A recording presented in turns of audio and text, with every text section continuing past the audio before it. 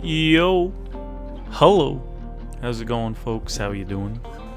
How you doing out there in the land of Canada, the USA, the world at large? We're in Canada over here. Happy Thanksgiving to the Canadians. I guess the people in the US celebrate it in November or something. That makes no sense. I went to a card show today. We're gonna show off some of the cards I got. It was alright. Made me want to be a vendor even more than before. I went to a card show, maybe a month ago, and I had fun, did a lot of trades, but I was like, I could be the one doing some of the selling. Like, I've got some product, a lot more than I can at least carry in a backpack, on top of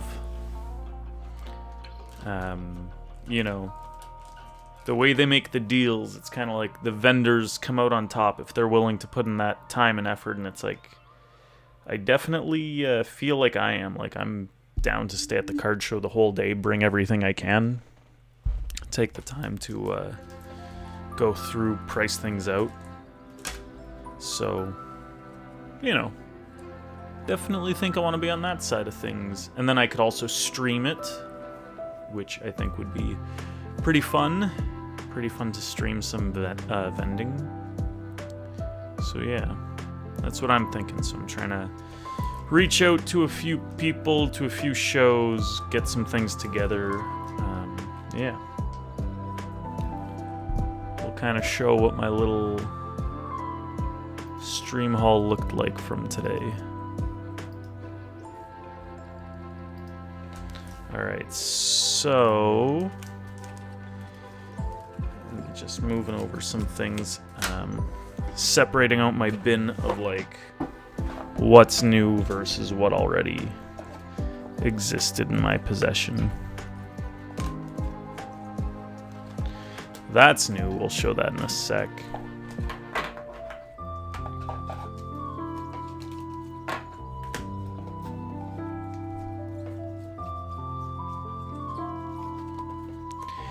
We lit Bidoof, how are ya?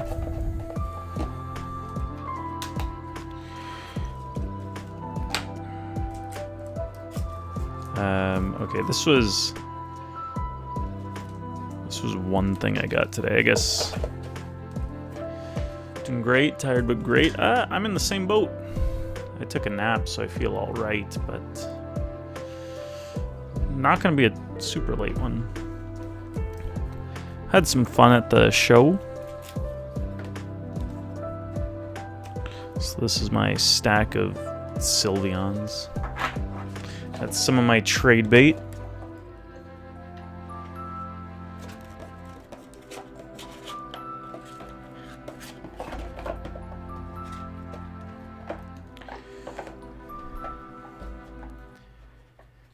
Brother, I got there at like 9:30. Ooh. Ah. I will say though, I was kind of parked in the one corner for like an hour just making a deal with one guy. So it would have been hard to spot me unless you came like right up. You got there at 12:15. That's about when I went over to the one side, I think.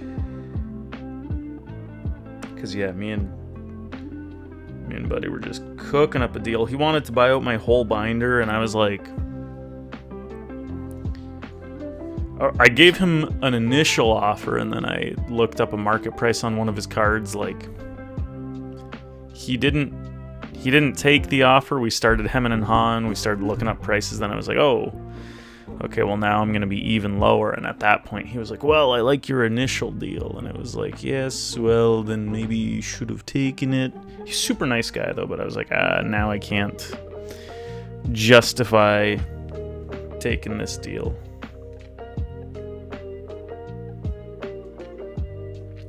What was I? I was about to do something. Holy. I didn't want to spend cash, but I ended up spending a little bit of cash. Also, cash is king there. Like, a lot of people... I guess it depends, but cash is easier than e-transfer, it seems like, for a lot of people. Which makes sense. But I don't want to carry cash. Ideally, I just want to trade. But if I'm a vendor especially, I'll need to start carrying some cash. So I spent a bit of cash. One guy bought a card off me and gave me cash. And I basically acted like a vendor. We were in front of a guy and we made a little deal.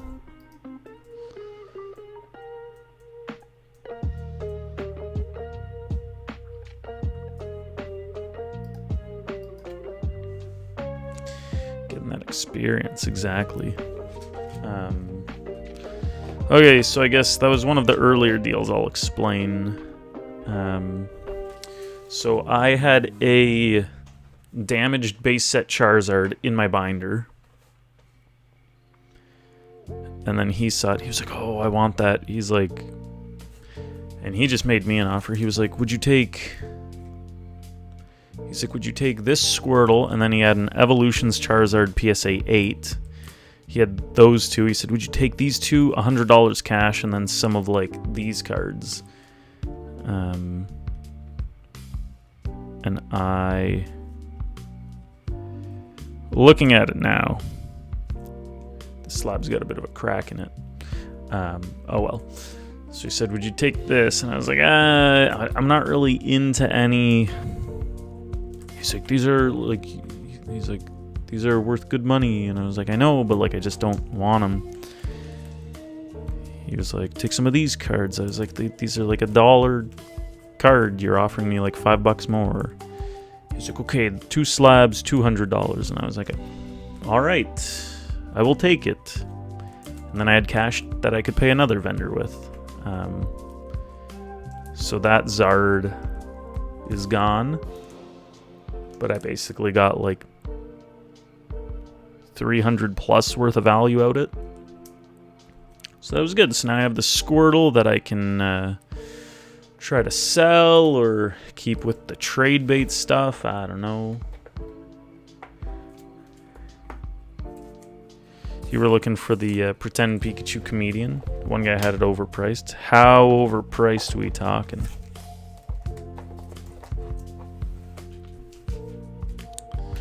Let's see. These were 2 cards that I think I basically just traded a Sylveon promo for the 2 of these.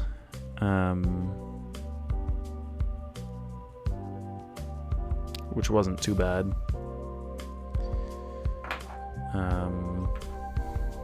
So those are in the trade bait now. 130 near mint. He had it for 250 LP. In the back bottom corner, looked like it was chewed on. Damn. That's a little brutal. Tried selling you on a $200 surfing Pikachu. I don't know if it was the same guy, but one vendor had like, it was the like Gen 4 Platinum remakes of like base Pikachu, surfing Pikachu, and flying Pikachu. Those cards used to be like $40. I grabbed one of them back then, but I still need the other 2. But they're like $200 cards now. So sad. I mean, good for you if you have them, but so sad for me. Emperor Eggroll, how's it going? How are you? Doing well over here. Alright, this was a sale I did. Just bought some stuff on eBay. Nice. What'd you buy? So there was this one table where they had... Just had a box of stuff. They didn't really know what they had, so it was just a box of like bulk for 50 cents each. And I was like, how much for the full box? I'd give you like $40. There's like energies and fate cards mixed in here. They're like, no, we'd want like at least 200. And it's like fine, I'll buy singles that end up costing me $40 anyway, because some of these I do want, and I don't know where I'm gonna be able to buy them for 50 cents. So whatever. But the whole box probably had some more, but I'm not trying to sit there all day going through my set lists. We were going to pick up the set of 4 Indonesian Pikachus, but forgot who the vendor was, and it was 10 minutes till closing. Crobat EX from Deoxys near mint for $40. And some SIRs for $40. Nice. It's pretty cool.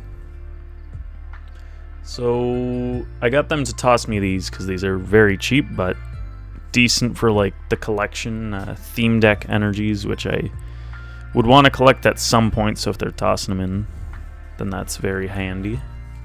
Then I don't have to go try and buy them and pay like $1 shipping on each of them. So that's very tiny. Drop in the bucket. Ended up getting the Gardevoir from the dude who had like 6 displays. Whew. Which Gardevoir? Then these are some of the cards I got from them. Some are going to go in the binders, and then if I have doubles, they're either going to go in trade bait or Milky Dip sort of thing. Munchlax, though, like, come on. Blastoise, non-hollow. Happy Knee, that's just a cute one. Another Munchlax. Venomoth. Gligar. Plusle, Misty's Duel, Duskball, Bubble Coat.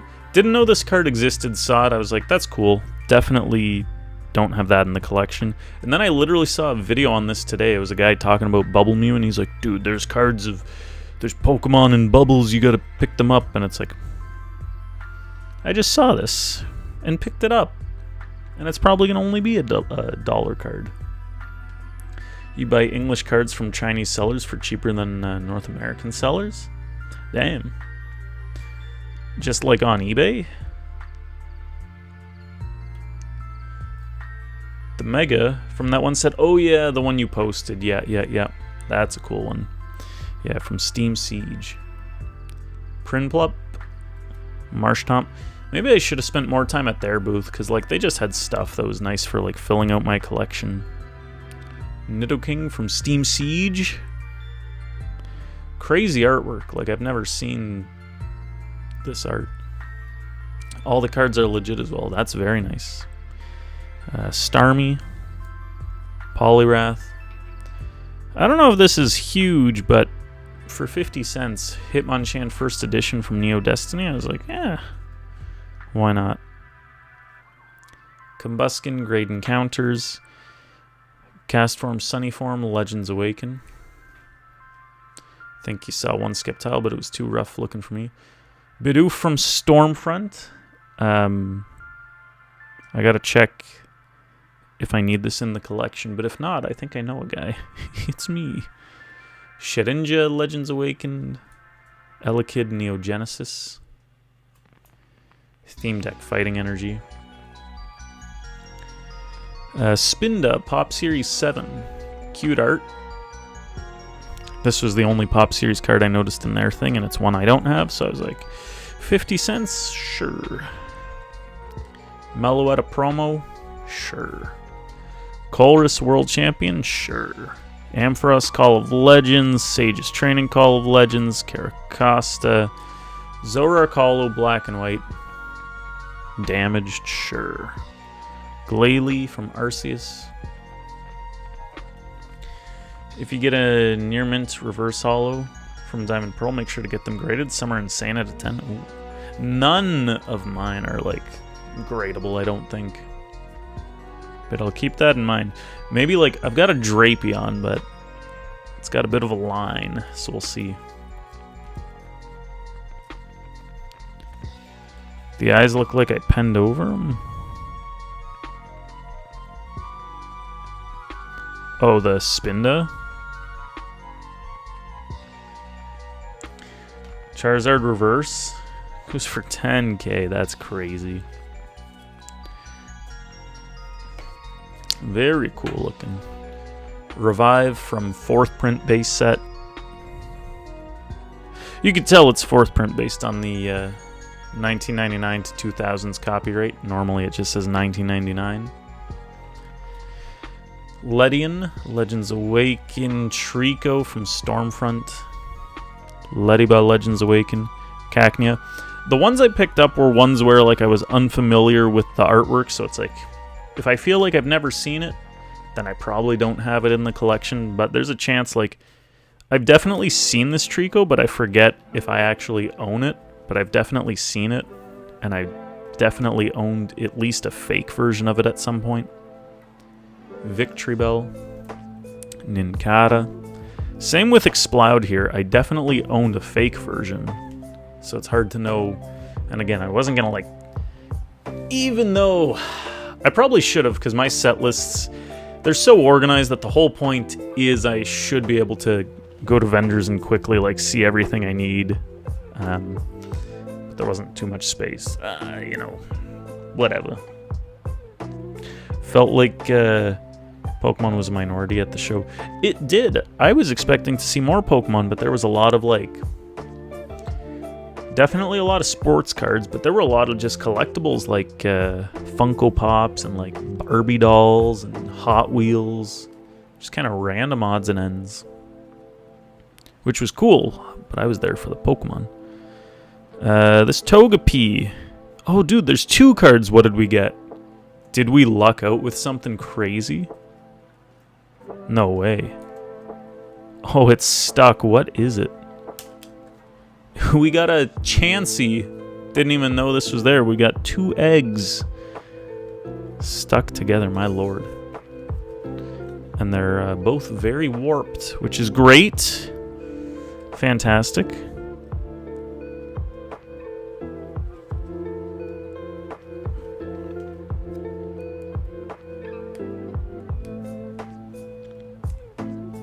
Just covered in like a sticky schmutz.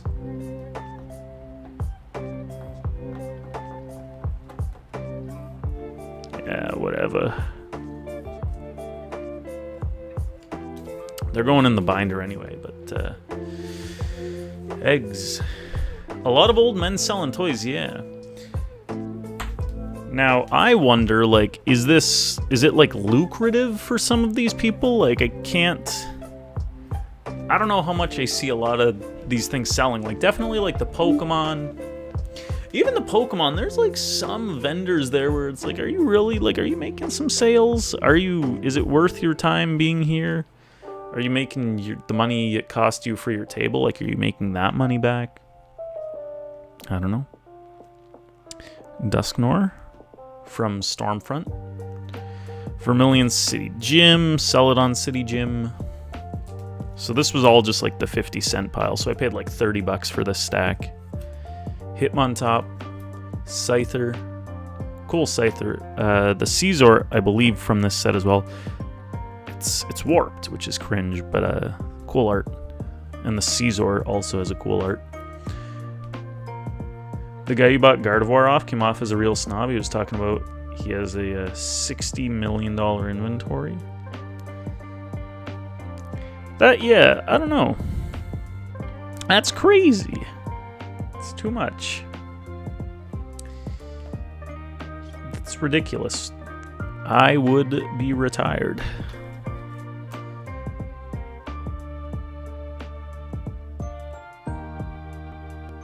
This would go great. Maybe he was with some milk. I don't know. Yo, Static, what's up, man? Static's going for some chef things. This one's cute. Energy Pickup Legends Awakened. And a Swallow from Legends Awakened as well. This is the era of cards that I... also, the warping is just crazy. Love this era of cards. Gotta really focus on like the fake and the real ones, because she had a lot of fakes from the era. And like pointing them out. You don't want to get stuck with fake cards. Hello, Mr. Static. Yeah, I don't know. If I was a vendor, it's like, I'm not trying to tell people like what my collection's worth.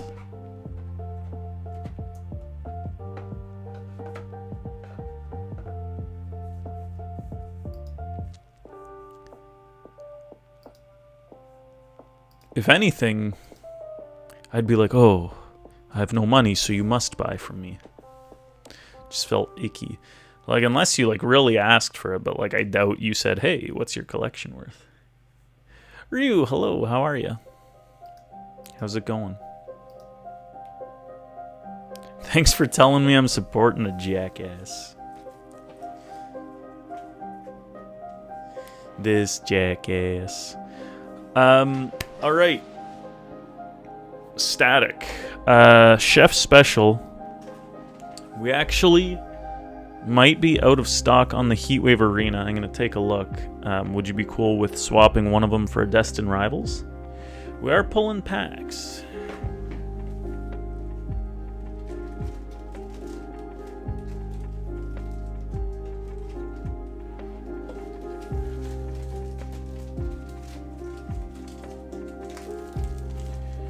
Or Glory of Team Rocket, I mean. Okay, so here are the options. So this is actually a Japanese Heatwave Arena, so worth slightly more than the Korean one. So you're welcome to this one if you'd like. Or if you want to swap that for a Glory of Team Rocket, you can as well.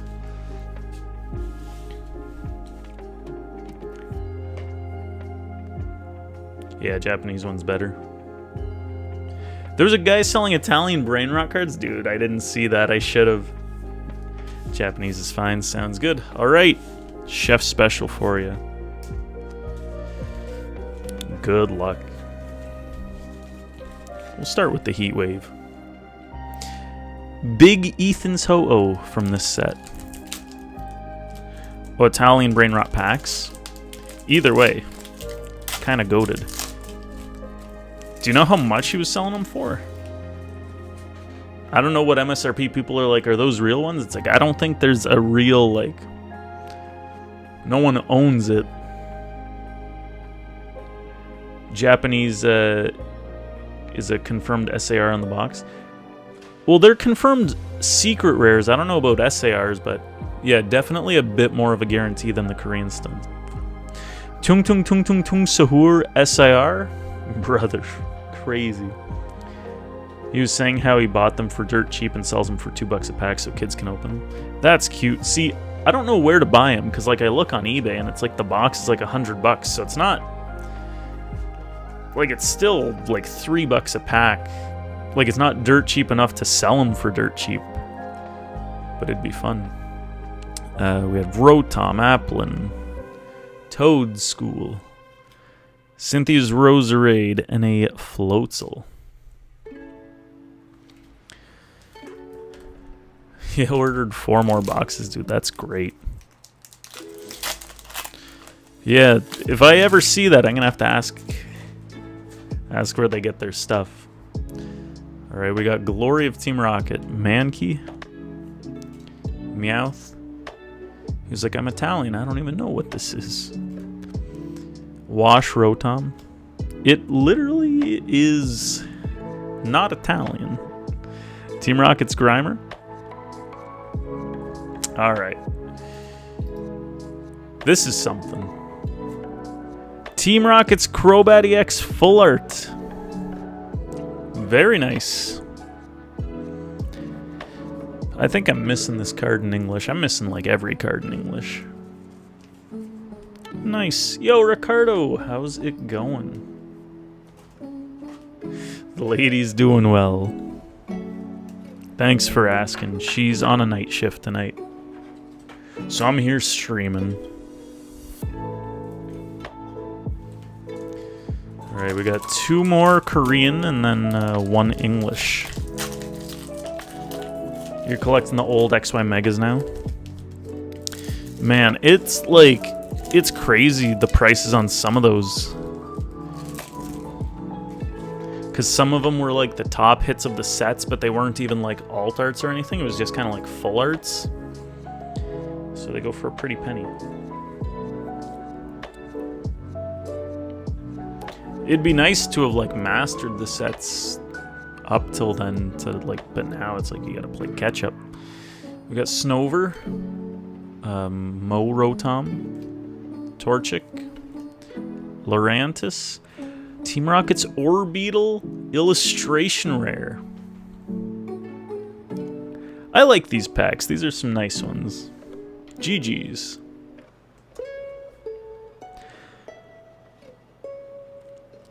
If it weren't for the illustration rares and stuff, like Korean Eevee Heroes, I find is a little tougher because you're looking for kind of like a big alt art. You can get some Vs and VMAXs, but at least with the newer sets in Korean, the box is like much cheaper than English, but you can still get 3 illustration rares in a box, so you get some really nice art. And then still the chance at the alt art, but like at minimum you're getting some illustrations, which I think is just fantastic, the way to do it. Think you've got it in English as well. Nifty, nifty, nifty. 2 in a row, back to back. Next time there's a show, you need to keep a mental note to buy anything Gen 3 related before sets for next year get officially announced. Yep. 1 card, 2 card. 1 card, 2 cards. 2 cards I really want to buy is the gold Mega Kyogre that goes with my Rayquaza and my Groudon. My Groudon's poorly damaged, but I at least am close to the set. And then I've got Primal Kyogre EX thing back there. I want to get the Groudon that pairs with it as well. Maybe some of the old EXs. There's some nice old Kyogres, Groudons, and Rayquazas. But holy man, they're expensive.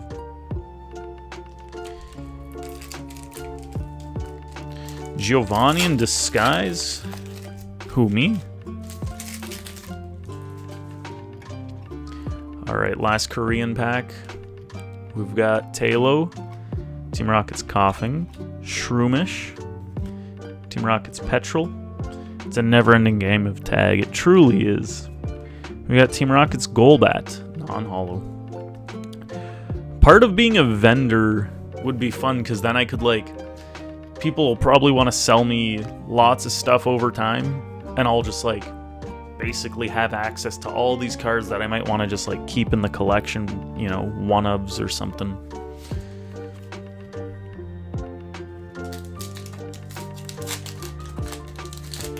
Pokemon will never end. Build up rapport with big boy vendors, too. Yeah. Could be good.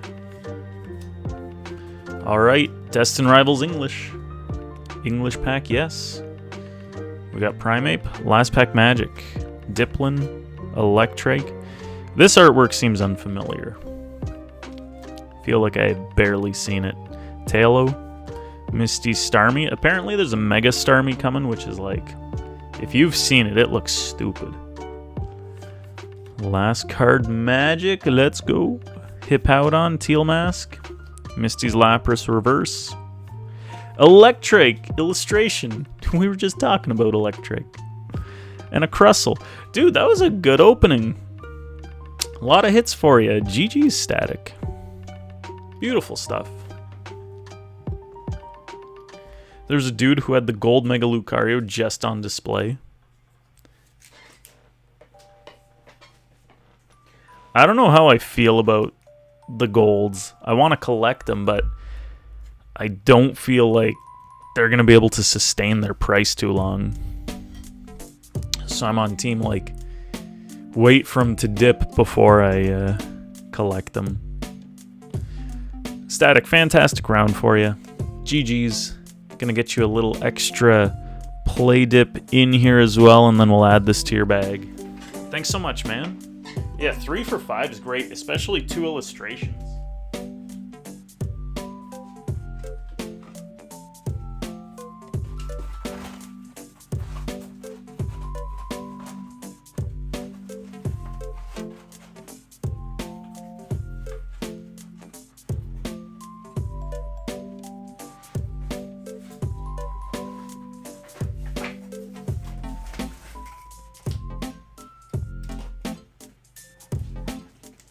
Cannot go wrong.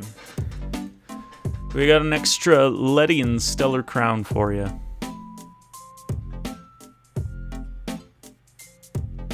Thanks Thanks so much for supporting. Ryu, you're gonna redeem one as well?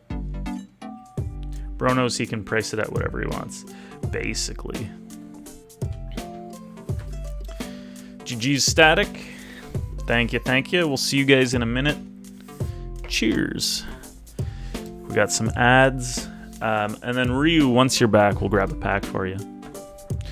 That was a great round.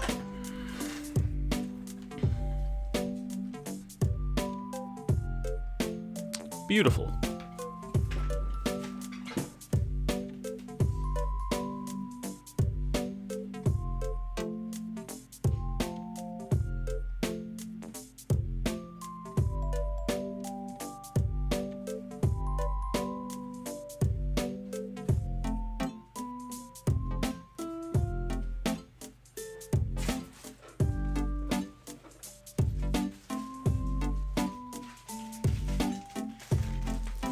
Really bummed about that comedian Pika. Guess you gotta eBay him over to you. Yeah, it's a little bit of a tough one.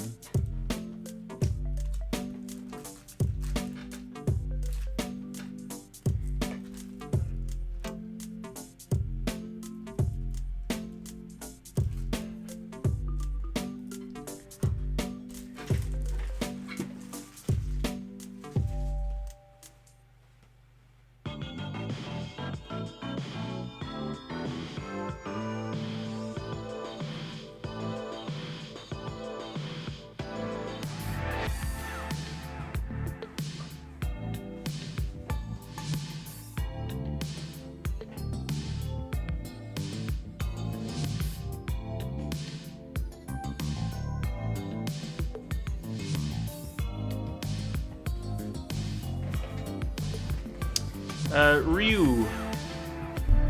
Free pack merch. I guess you're going for Glory of Team Rocket?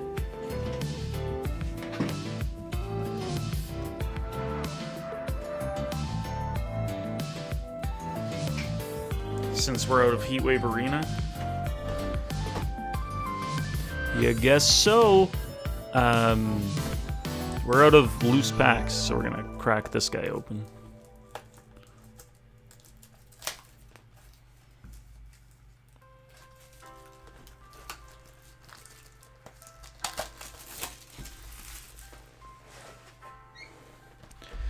So you'll get first pick. Let me know what pack number you'd like, or if you want random.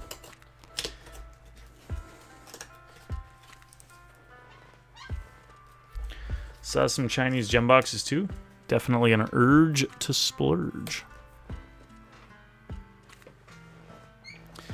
Yeah, some of those cards, you know, they might be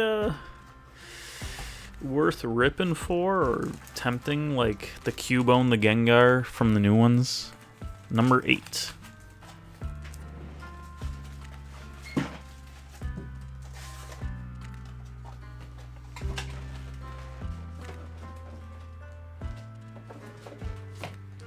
I think we definitely need to be getting more Korean packs. I really like them. Once the Canada Post strike ends, I'm going to be ordering some more, I think. Did you claim the September 27 pack winner? Let me take a look.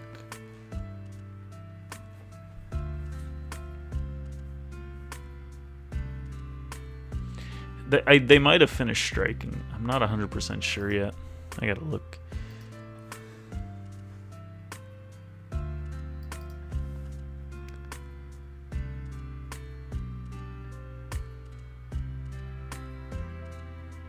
Like an on-off strike? Interesting.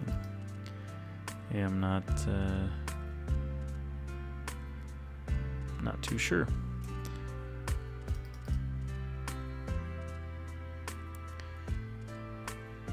Ryu, let's grab that for you.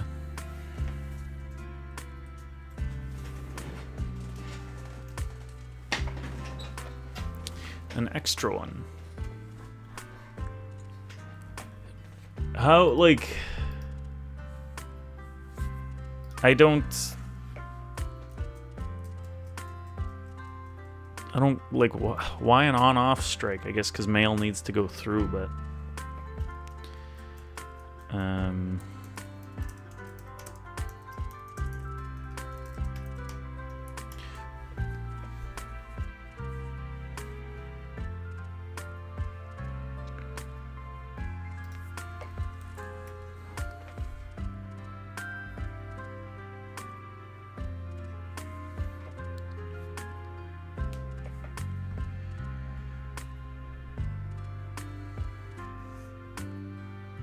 rotating strikes, that's so weird. Alright, Ryu, good luck. Well, I guess I'm gonna order more Heatwave Arena. I don't know what sets are like the most desired, but so far I'm really liking the Heatwave Arena Glory of Team Rocket Korean boxes. Those just seem like, you know, the cutest and best stuff is in there. We got Dottler, Mo Rotom, Huntail, Petrol non-hollow. Pack 2 for ya, Ryu. And then shop's open, queue is empty if anyone's looking to get anything silly. Hoping your background check is not stuck in Canada Post Hell. Yeah, that wouldn't be good. Unless it's emailed to you. Got Team Rocket's Zubat, Fomantis, Mankey, Huntail. Dude, Orbeetle. Alright, well, every box comes with an Orbeetle. GG's, Ryu. I guess we'll run it. We'll run this Orbeetle to town, I guess. The polls are pulling tonight. Look at me slamming this thing.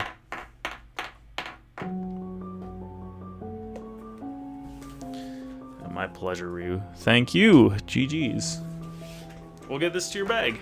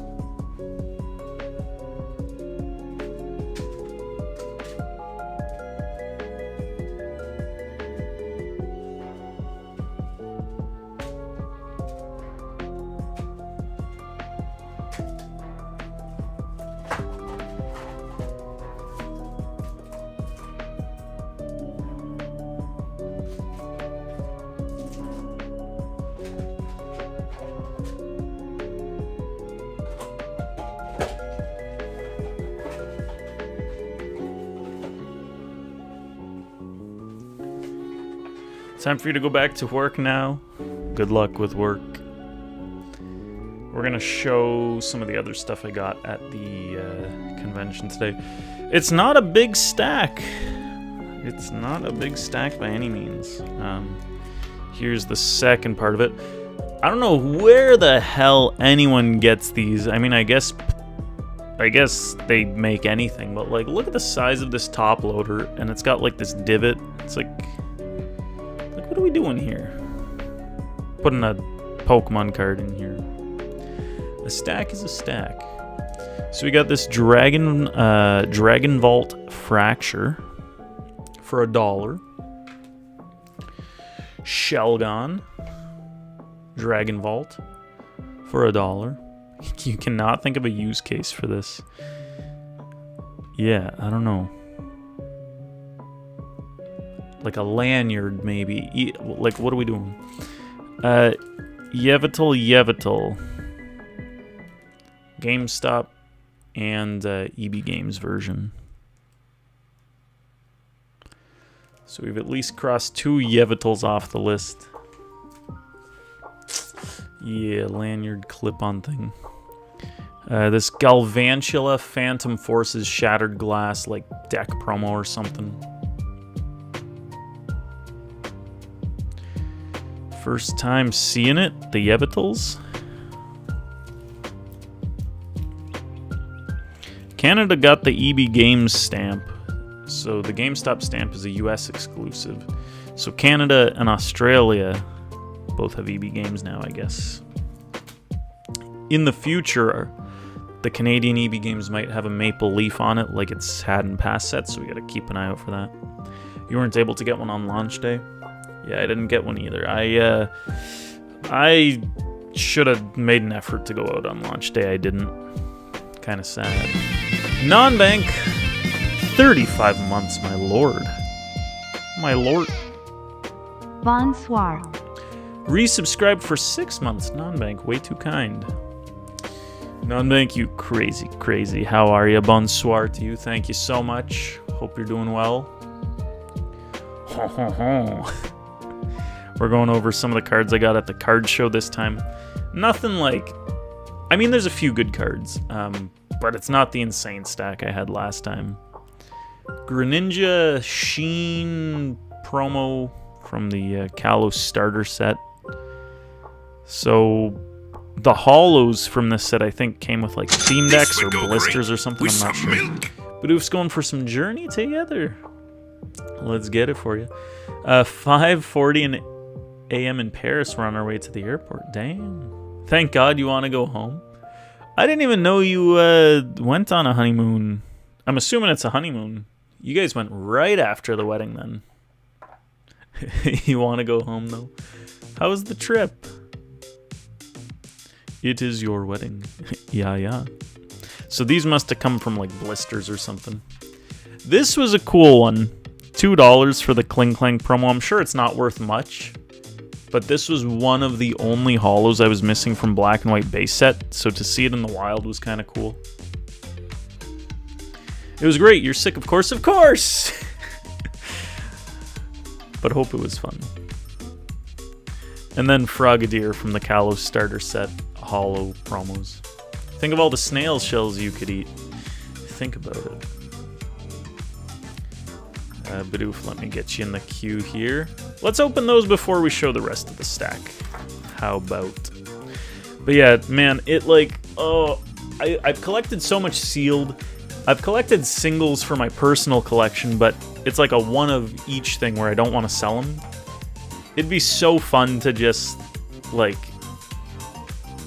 God, doing vending. Buy some stuff, make some deals, take in some stuff, keep a thing here or there, but just flow through all these like crazy cards. You'd have to spend a good amount of money, but at some point it'd be like the money would be working for you. You know, you probably need a bit of money just to like buy things to start, but then once people start buying, once you have a good spread of stuff. Just J Bakes, what's going on, man? How are you? This guy's got the crazy singles. Holy. You're thinking of doing vending? Yeah, I went to Collecticon today, and it's like, man, some of these guys have, like, ridiculous cards, and it's like, I want to have ridiculous cards. I've got good sealed product, but now I want ridiculous singles, and then I could also bring my sealed product to the shows and do some stuff there. I just want my life to revolve around Pokemon. If I could, like, make enough to make a living off of doing this thing that I spend all my time doing anyway, that'd be great. Think of how many ETBs, why did I say it like that, you could sell at a show. That I don't know. Maybe, if people buy them. People would buy them for the right price. If I had good ETBs to sell, which I typically like don't. I don't typically have any like great products to sell at the moment, but no one really does. Yeah, in Hamilton, it was at Carmen's. You saw more ponchos today? You were there and bought a few singles to grade. Damn. Lewis from Pokestop 519 was talking about how he does shows all over the States and even Japan. I think I know the guy you're talking about because he's one of the guys I ended up paying cash to, and I did that Charizard trade in front of his booth. There was a guy talking to him and saying, he's like, yeah, man, they flew me out to Vegas. They, like, covered the whole trip for me to, like, buy Magic cards from people. And it's like, I don't know. I don't get how that works. Someone's paying you to then buy stuff from other people, but maybe they're just paying you. Yeah, they're paying you. They must be, like, a big name vendor, I guess. But, yeah, that's crazy. Yeah, he had, like, 4 tables just full of good stuff. My God. But then he's got, This like, would go great with some milk. Non-Bank's going for some stuff. Non-Bank, we are out of Heatwave Arena. So for the combo, if you're cool with just all glory of Team Rocket. I'm sorry, we literally, Canada Post is back, so I gotta get more on the way. I'm sorry. He had, like, the whole family with him, and it's like, they're helpful, but when you're trying to bargain, it's like you need to talk to the guy, so it's like, you still have to wait for that guy anyway. I mean, they're helpful if you're buying stuff for sticker price, which I guess is good, because then if someone doesn't want to wait to haggle, they'll just buy things for the price. But yeah, then managing that, keeping track of, like, no one's stealing this. I mean, everything's in a locked case anyway, I guess, so that's helpful. But then, like, setting up, taking down, because he had a lot. You can never get a good deal with him anymore. In 2021, he was goated for deals. He was, like, all right with me. It's not, like, a crazy deal, but it's like he was cutting me a break on a thing. Oh, was he the one who was flexing? Crazy. Yeah, what a wild man. Let's get some Journey together.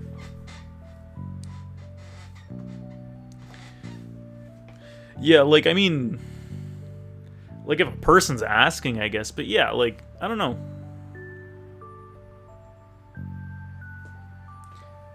It's like, why is that just, like, I don't know. Talk about your experiences a bit more. I don't know.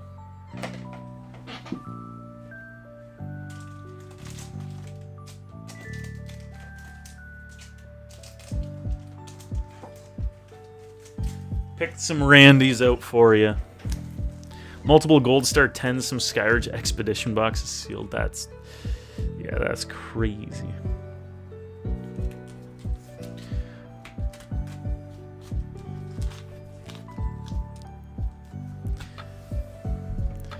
But it's like, you know, I don't know. Do what you're gonna do, I guess.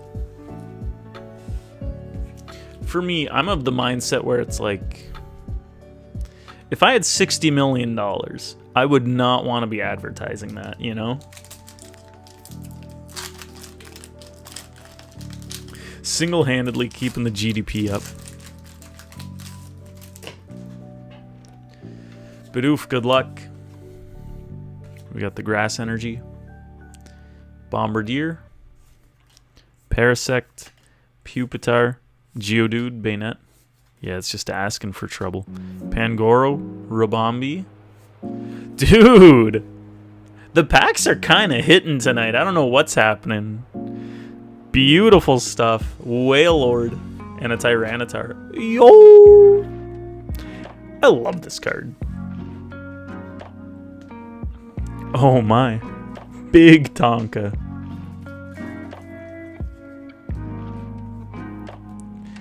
Gorgeous.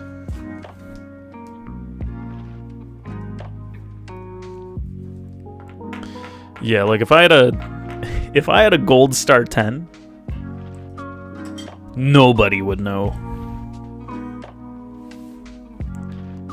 Looks pretty for 1080p quality. Or for 180p quality. Oh my god, that's terrible. The Mega Starmie leak. We'll show it. We should show it on stream if I remember. Not even my son. My kids are gonna have no idea I do Pokemon for a living. They won't know where I go to work every day. We got Audino. He has everything insured and in a safety deposit box. Okay, well that's good at least. I don't know how or where to go about insuring Pokemon cards, but that's definitely necessary. DLC's also leaked, a ton of new megas, including Staraptor. Ooh, I didn't fully look, but like Sam and another buddy were sending some things that they saw online. It's gonna be an interesting time. You know, yeah, Lizards mentioned it before. I saw there was someone on a Facebook page who made a post that was like, hey, found this company that like is taking insurance stuff on cards, yada yada, check them out. Pokerev has the dream job. Pokerev, that guy, my god. Weezing, Pancham. We got Zoroark EX. So far, the hits are hitting. He was doing PSA submissions, it looked like.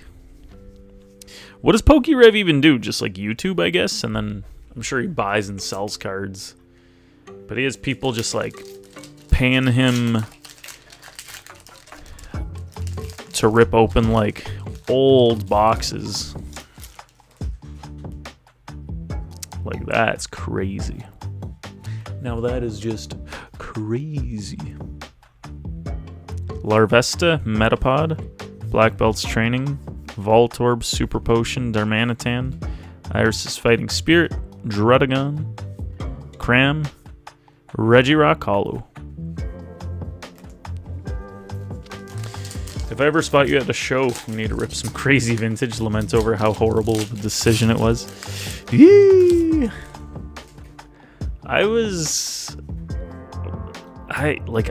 God, I don't even know. 30 plus tax per card with included shipping and cleaning for him being a platinum middleman for PSA.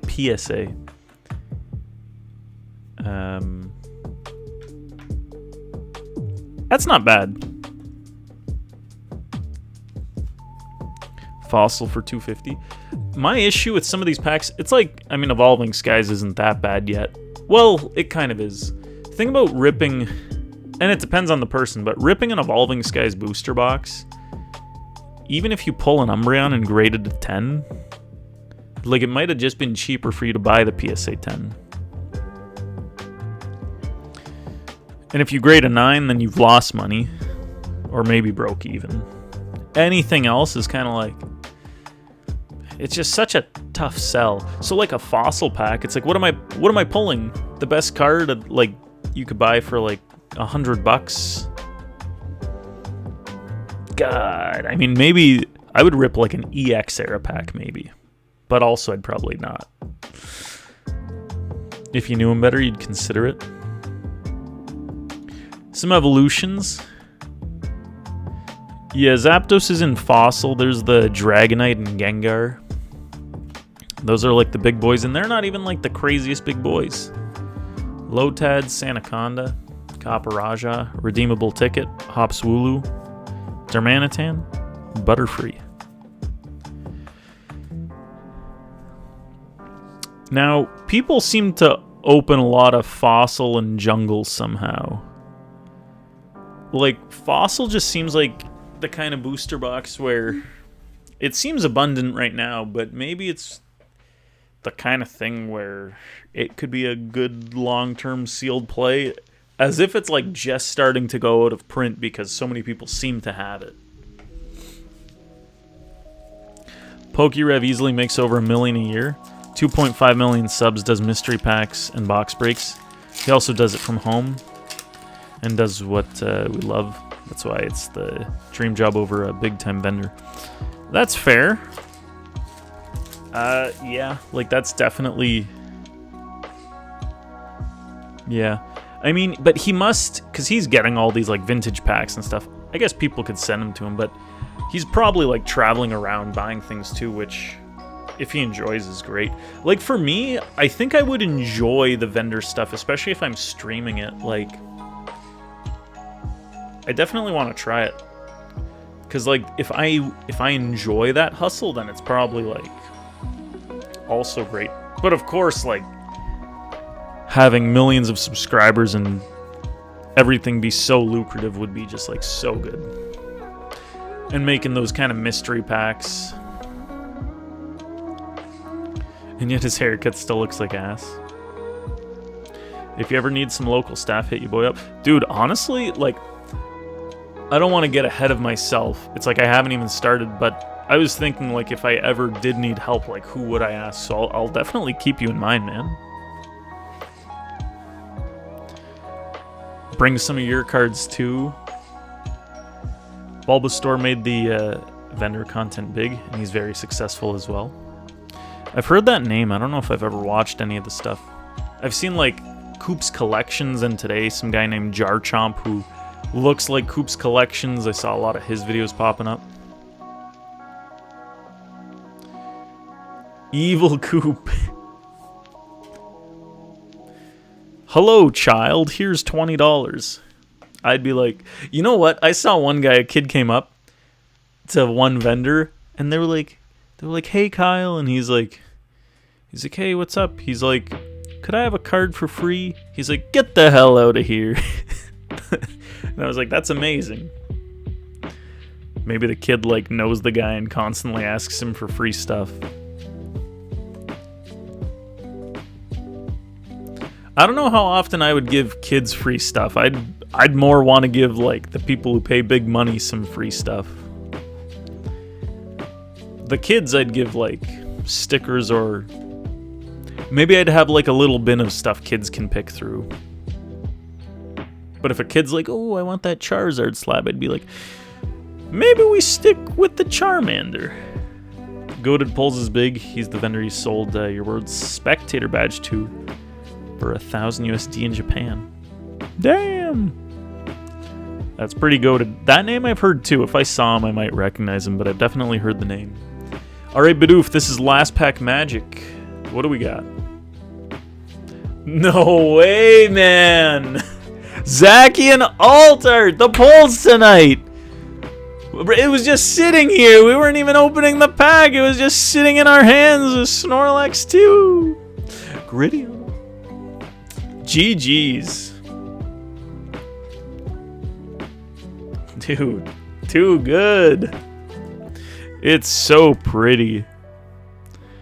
That is a nice one. I feel like when the leaks came out, I wasn't too into it, but like, looking at the art style now, it is a very cool close-up.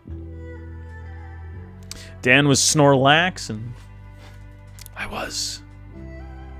Have a box full of random graded cards you can get for like $1.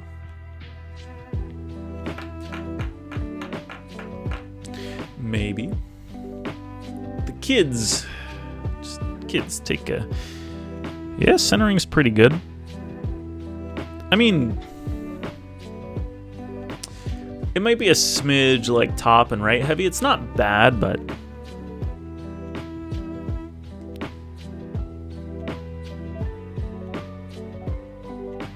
pretty solid overall.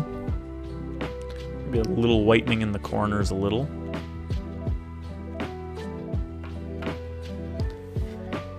Easily the best top card. Well, we went 3 for 5. We've been going 3 for 5 tonight. Dude, an illustration rare, an alt art, and an EX. It's pretty good. Pretty legit. Let's find you a little extra play card, Bidoof.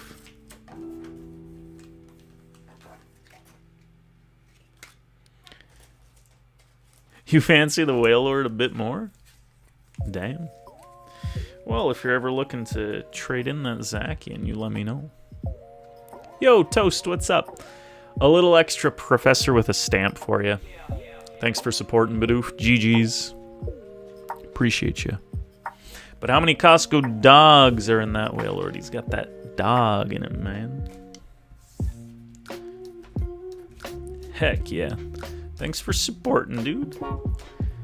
35 card PSA sub plus your raw singles to get your first vendor table filled. After that, take trading at 80, pay cash 70, start stacking up the value. If you do it 2 times a month, very worth. Nice, man. Yeah, so we both want to start some vending. Yeah, I think it could be good. There's one in me just got back from Costco. My lord. Yeah, that's sweet. I was thinking of, I mean, most people do like the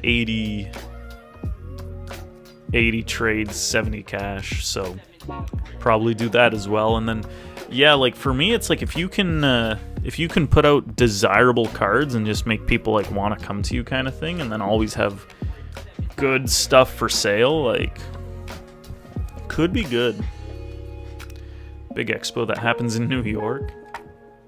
Biggest card show in North America? My lord.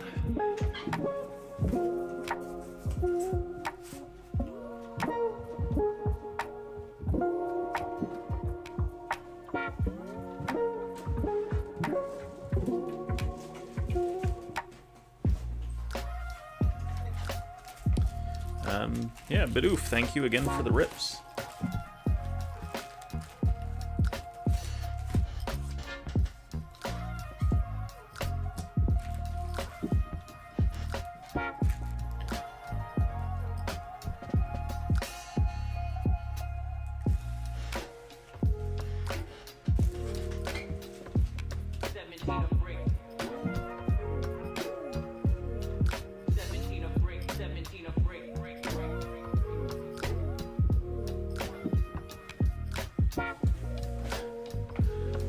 Couldn't find anyone with special delivery, Bidoof. Someday.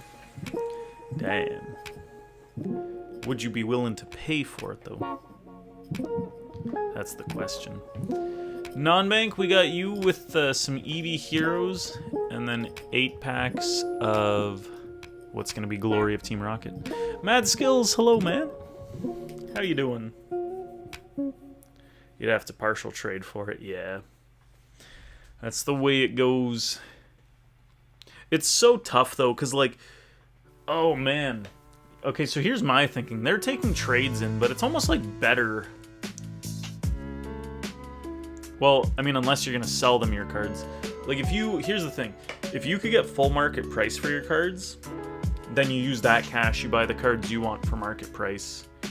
If you're trading in, you're getting less than market. It's like you almost need to like sell the cards you want to trade first, try to get their full cash value, and then trade. But at a show, most people aren't going to offer you full value. It's tough. It's like the less percent you want to take, the faster you can liquidate, or literally just become a vendor. If you're paying that much for a card, then it's got to be a 10. Yeah, that's fair. Starting out's rough, but once that ball gets rolling, I'm all in. We do like to go all in. Real tough to hit a 10, yeah. Mad Skills sent in some special delivery cards a bit ago.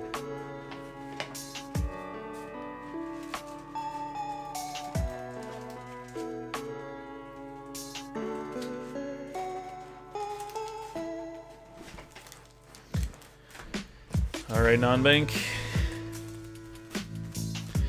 8. Oh, you can't even see them. Packs. 8 Glory of Team Rockets. 2 Eevee Heroes. We love the quality control standards of the Pokemon Company. We do. Got sequential 9s with our set at least. That's not too bad. Non-bank, good luck.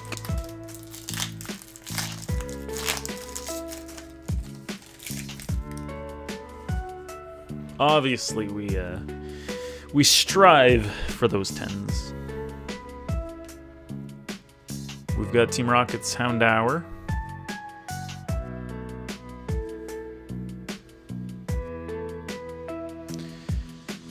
Got to get a PSA submission in once you start the internship. I'm like not big into slabs myself, but maybe I'll need to start. I guess I gotta just start with vending and then If I start getting cards that seem like 10s, then maybe I start sending those in, and then everything else sell raw. Breloom, Houndoom, Zamazenta, IR, baby. Just all the hits tonight, man. Everyone's just...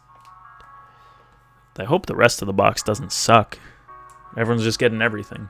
It's too easy tonight. My God.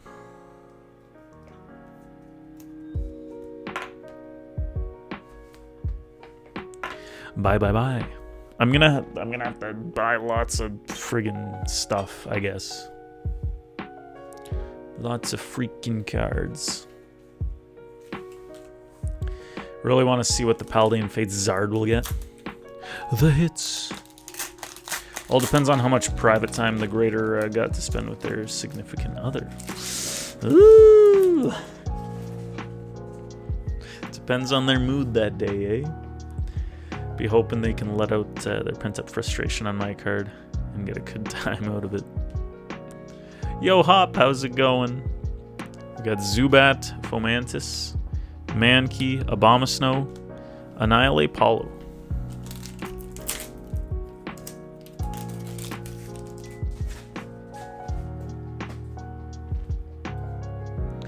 Nidoran, Wash Rotom, Meowth, Pupitar, Team Rocket's something ball. Then you'd end up with PSA 5s or below. You'd buy a ton of Korean and give packs out to kiddos if they were interested. Yeah, I definitely think it'd be something like I do on the stream, have these like little cheap pull boxes or you know, cheap packs that someone who just wants to maybe rip a few things can open very, very cheaply and economically. Got Articuno. Creases from the frustrations. Like have stuff from like low end to high end so that anyone can buy some stuff. Nosepass, Rattata, Torchic, Hypno, Team Rocket's Proton.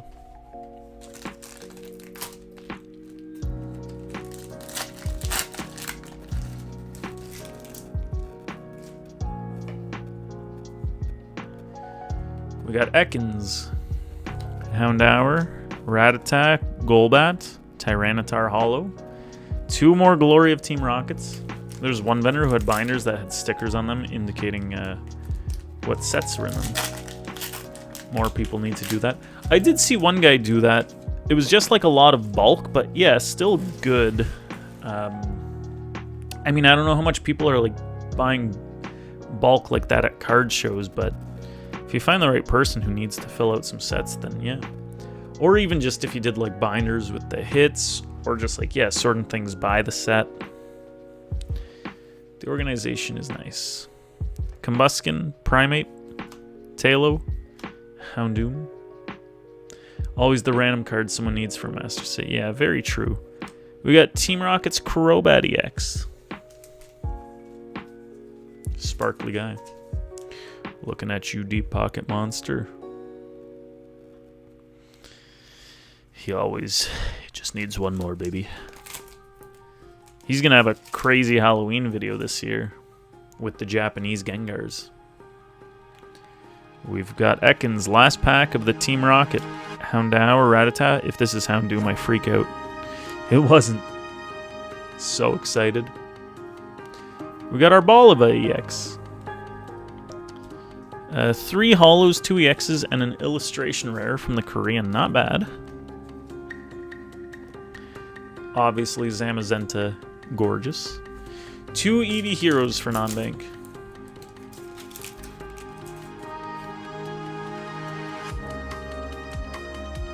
Remember when bulk was worth trading for store credit? 20,000 got you around 750 bones back then. Nowadays, you'd be lucky to get a couple hundred. Yeah.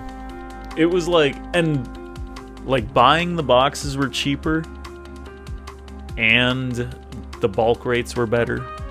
So it's like you could open a box, get like 10 to 20 bucks back, buy another box. Another Arceus for non-bank? There's no way. Flababy Milotic. Treasure Energy, non-hollow. Last pack non-bank, come on.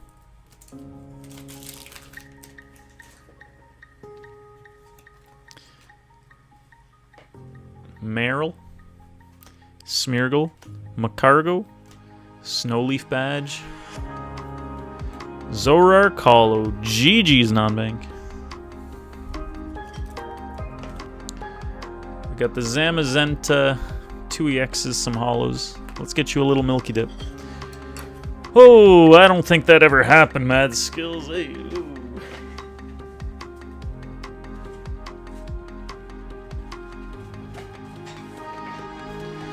Non-bank, little extra for you. Thank you. Thanks for supporting. We've got you a Fighting Energy. I'm sure you have some of these from base set. French Bank. My eyes don't lie, bro. Whoa. Non-bank, thanks for supporting. We'll get this to your stuff.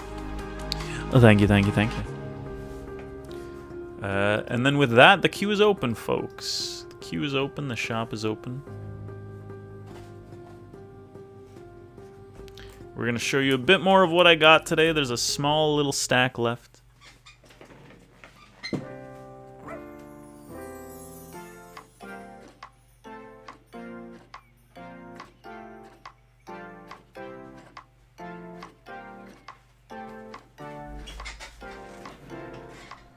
Dan's gaslighting me, folks.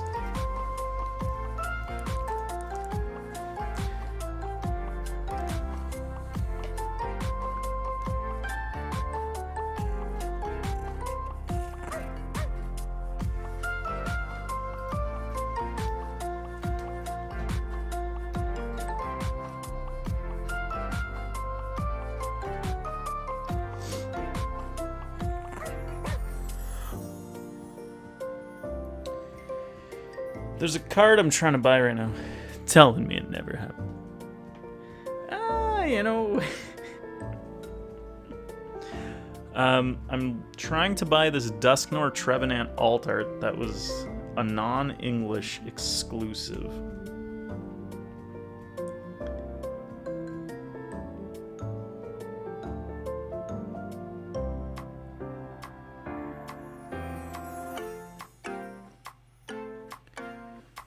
It's tough to find a good price on it.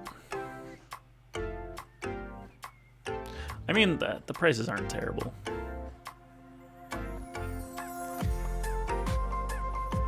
But I just want to buy it before it goes up. And it'd be a cool one to maybe try to sell at some point, too. Yeah, the Ultra Beasts era. That Ultra Beast tag team era with the GXs.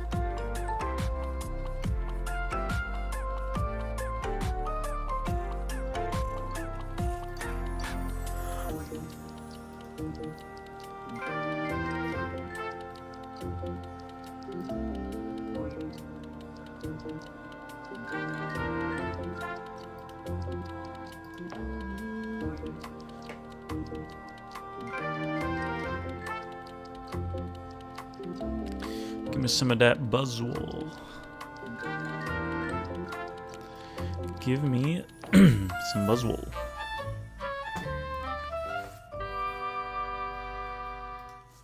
Okay, let's see. What else am I doing right now?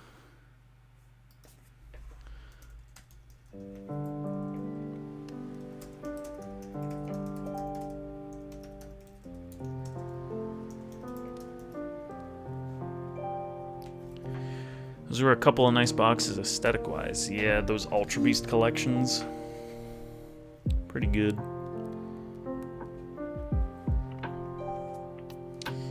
They had some good pack selection in them. Roaring Skies, Evolutions.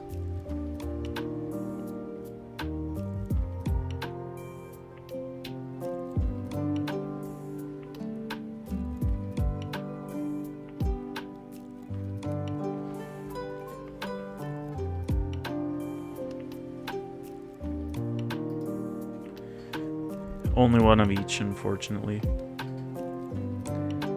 A sealed case of Ultra Prism to display. We opened Ultra Prism on stream, so now I have no Ultra Prism. The rest was like Steam Siege, etc. Yeah, it was like Sun and Moon Base, Steam Siege. I guess it was surprising to have Roaring Skies because it was more like later era and like Sun and Moon stuff.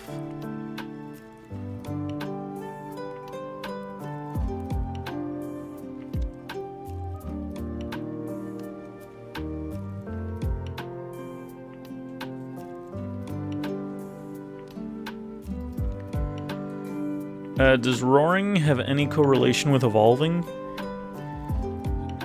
The fact that they both have big Rayquaza cards is kind of like the big thing.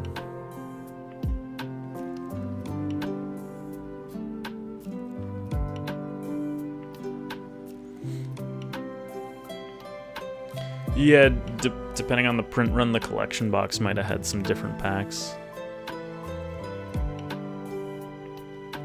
One with and one that didn't have it. I forget what one I had. We opened it last Christmas in one of the mystery boxes. That was like the big chase from the Christmas stuff.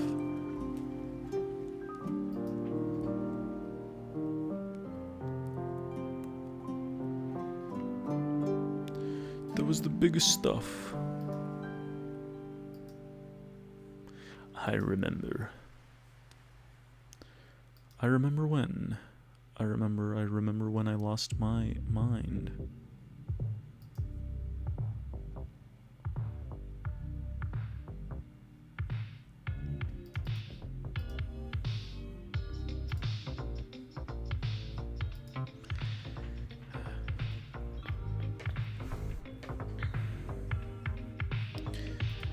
I'm currently looking at trying to get some more boxes for the stream.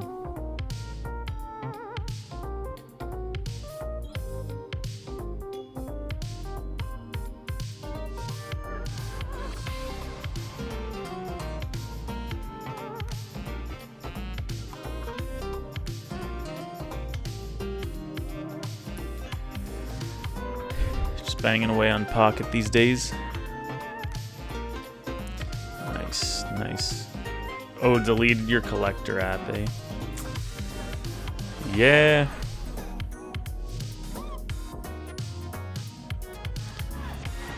He's out. It's gonna be a Shime Christmas this year, fellas. It'll be something. She gone. She is a gone.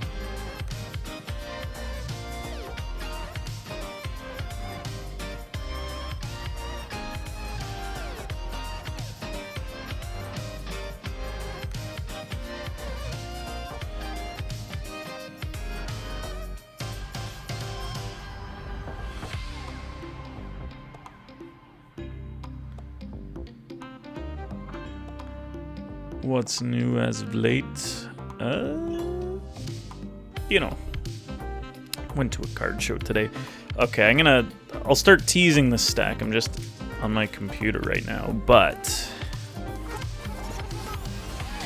this is the stack of the other stuff I got from the show today. We'll show it in just a little second here.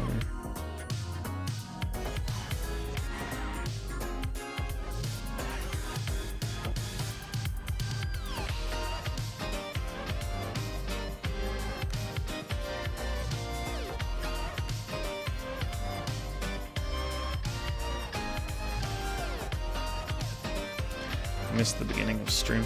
Yeah, I went to Collecticon in Hamilton today. Had to at least work a little. You had to.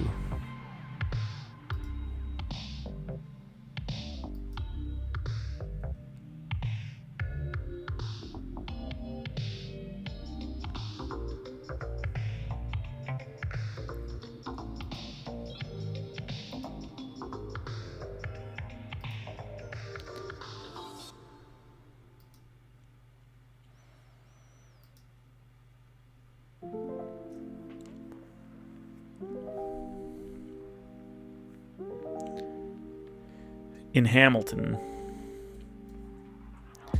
It was at Carmen's. Even the biggest venue in the world could look small as hell with a lot of tables and people everywhere. Oh yeah.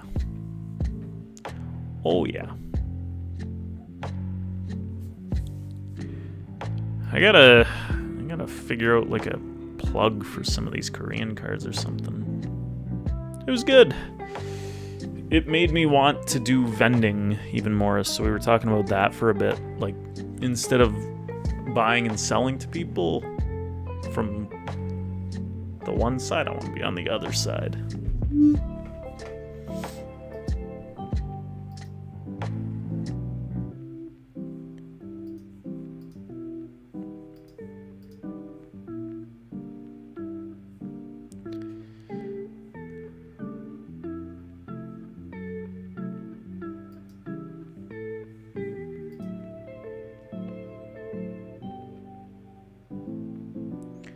When's your brother's graduation at Carmen's in June? And it seemed massive, maybe not so much as of today.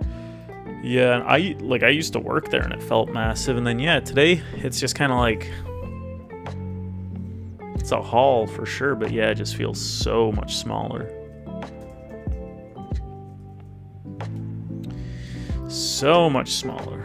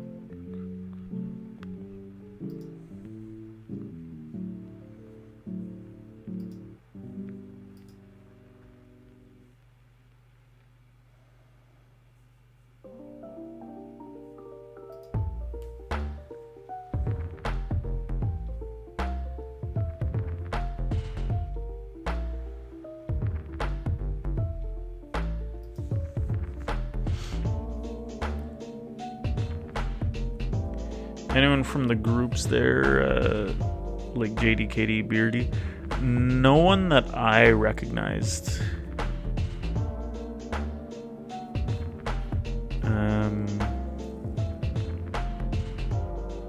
Yeah, none of those guys.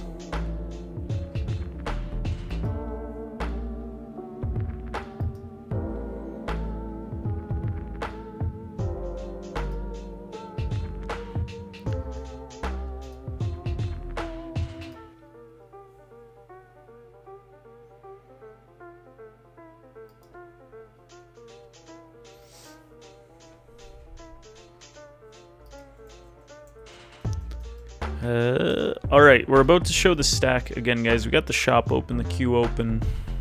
We're not going to stream too much longer, though.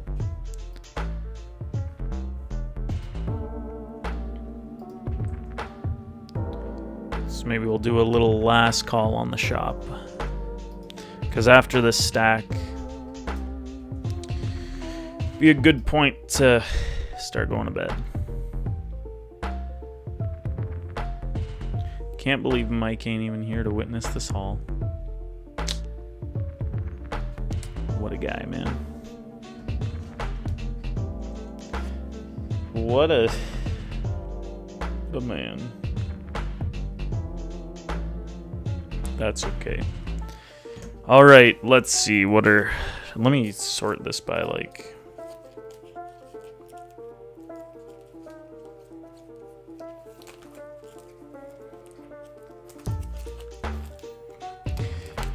It's not like the craziest, but it's still something. Yo, Kenzie, how's it going? Alright, so Seismitoad, Master Ball, Reverse, along with some Pokeballs. This one was a solid pickup. I was like, you know what? For the right price, I was like $5 for all four, and the guy was like, all right. It's like good. We both win. The Master Balls aren't hard to find, but I mean, you can find them. You just gotta pay money for them, which is annoying. Like, even at $5 a Master Ball, it's like there's still so many to collect. Like, I don't want to be paying $5, but what's the big 350 you see? Don't you worry, you'll see it soon. Little Keldeo.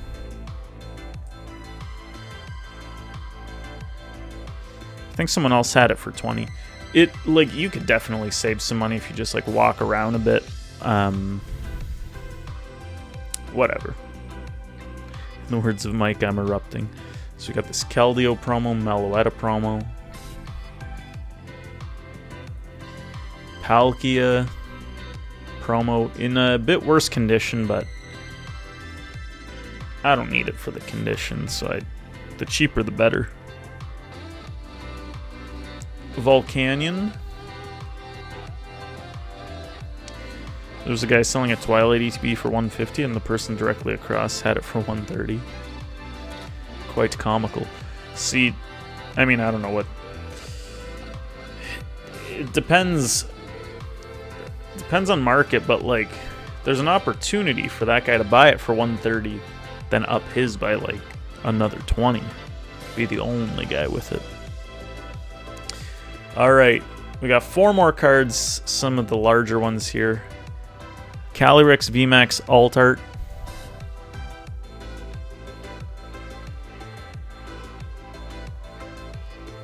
$60 for a VMAX Alt Art from Chilling Reign. Not bad. Maybe not everyone's favorite Pokemon, but like, good card. Time to pick it up. Still need Blaziken and the Shadow Rider. 5 honestly ain't that bad considering the price you pay for the big hits these days. Few hundred for the Master Balls. Doesn't seem that bad, honestly. Yeah, like it definitely can get crazy. But yeah, for Master setting though, it's like the accumulation of it, like it adds up. Horse VMAX. Then we've got Shiny Gyarados from Heart Gold Soul Silver. I think this is a cool one. Maybe underrated, but it does have a big price tag on it, but we made like a little deal on the things. I paid cash, so it was like, it was alright. It was alright. You love the borders? I do too. It's got a nice little texture pattern. Sick, Gary. Told you to pick up all the alts under $100. Ugh, I know. I screwed up. I got a good amount of like... Well, no, maybe I didn't. I definitely slept on the alts. I mean, it depended on my sets, I guess. Like, I picked up everything... I started picking up, like, the Brilliant Stars and later ones for cheap, so I did well with those. But yeah, like, Chilling Reign, Evolving Skies, I slept on those. Should have done Silver Borders eons ago. Yeah, I like the Silver Borders now. But I do like the Heart Gold Soul Silver ones. So yeah, we did this, and then I guess let me quickly reshuffle these. So it was basically these. Now I kind of swindled the lady a smidge. Just a smidge. I made a fair offer, and then I did a little mind games. So sticker value, she's asking $310. I said, will you do $275? She said, ooh, could you do $290? I was like, I think $275 is like my best, which is like give me a little break. I'm giving you like a couple $100. It's not like this amazing deal, but a deal.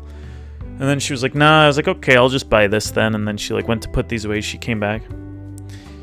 Like, we kind of hemmed and hawed. I'm like, what's your e-transfer? I start like adding it to my phone. She's like, okay, what was your original deal? I was like, I was like, I think I said 270. She's like, would you do 275? And I was like, yeah, I'll do 275. I guess I could meet there. I could go up to that for you.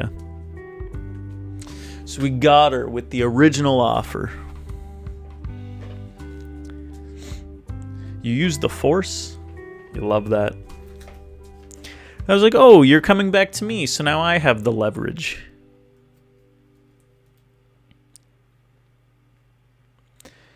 The thing was, I really want to collect the tag team alts. So this guy was like, I'm willing to pay just market cash for this one. Gyarados, she priced slightly under market, but it does have some dings. But I was like, I'm not, unless I'm getting even more off, like I don't need to pick it up and spend cash on this today, but if we could make the deal, then I will take it. So this one I was happy about. Although there were no trades involved, it was just straight cash. She offered me like no money for the Squirtle. I don't know if she knew what it was worth. Okay, this girl also, I don't know what she was doing. She was on the phone the entire time, and it wasn't like an AirPod or an earpiece. She was just like on the phone, and she's like telling me and other people what values she'll take their traded cards in. It's like, does she have these like scan in her head, or is she talking to someone on the phone? Where's this person? There was no one around her, so I don't know who she was talking to. It was like she's talking to the banker. How does he see the cards on the table? There were no cameras. I didn't understand it, unless she was wearing like Google glasses or something. She was just like, yeah. She was like, for Squirtle, Bulbasaur, this, which to me, I could sell for like $500. She's like, I'll give you 115. And I was like, 150? She was like, 115. I was like, are you nuts? No, I'll pay cash. Get out of here. Yeah, it's the Matrix. It's Agent Smith. Literally, I don't know what was happening. 2 more cards from the pickup. We got Mr. Blastoise EX XY promo. Got a lot lower than market, but I feel like I probably could have got the guy even lower on it, but I think we did like 75 cash plus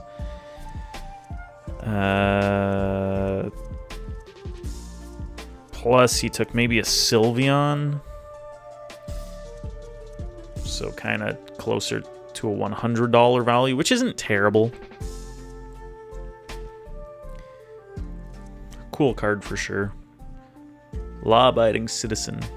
So I got the Charizard at the last show. I got the Charizard for cheap last show. So now I need to get the Venusaur and the Pikachu to kind of complete this promo set. And then, last card of the day. This was the one that took the longest to make the deal. We were both hemming and hawing. The guy wanted to buy my binder. We ended up not doing that. We got Rayquaza V. Alt art from Evolving Skies. Oh shit, the Grail. Should have bought this from Mad Skills for $100 back in the day. We don't talk about it. So now I'm just missing Glaceon VMAX, and then I can like forget about Evolving Skies.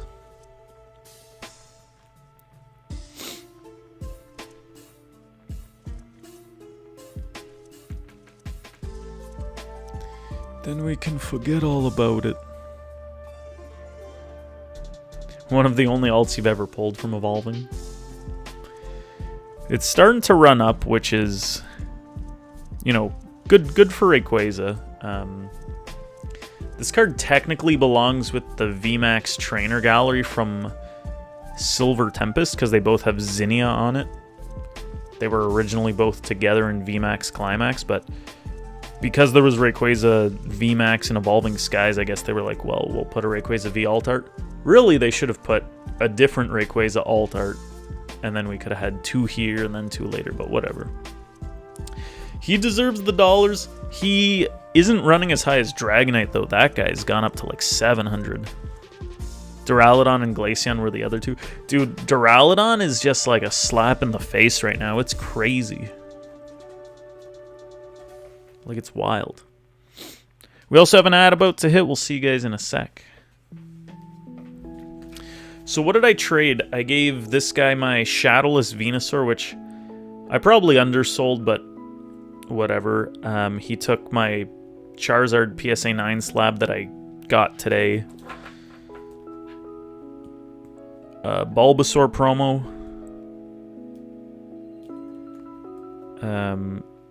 A Gengar from Diamond Pearl base, which maybe was worth more, but like, you know, whatever. And then he took some Mimikyu and Toxtricity promos. So didn't have to put out any cash for this, which was good. Put out cash for this, but it was with cash I got from other stuff. So basically, I think I spent 300 cash today, which isn't terrible, but like ideally, I don't really want to... I want to be like trading for the cards in my collection. I don't want to be spending too much cash. But if we get more cash flow, if we do vending, then it's like the profits that then go into the cards I want will make more sense. And if I can get them at better rates, then even better. But for now, we got some stuff.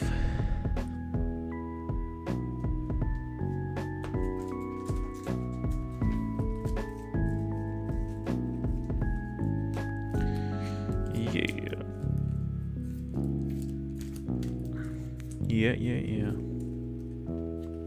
Be the guy with a suitcase of stuff you wheel around trying to sell. I could be. But I might just get a vendor booth.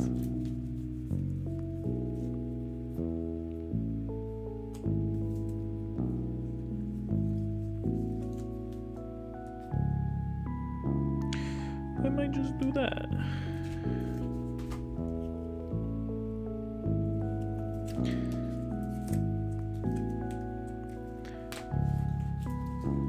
Again, last call in the shop, though. I think we're about ready to end the stream here.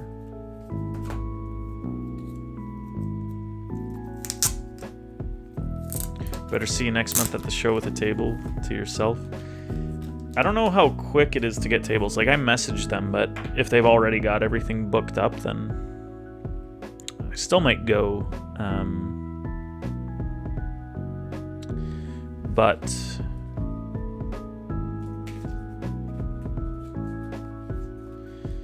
yeah, definitely want to get on the vendor side. Got to figure out something. Got to bring like inventory,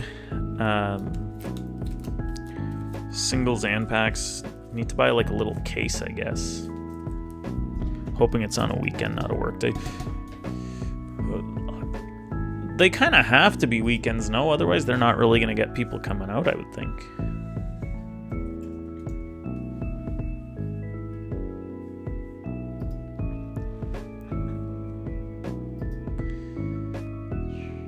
I will say, I mean, I don't know.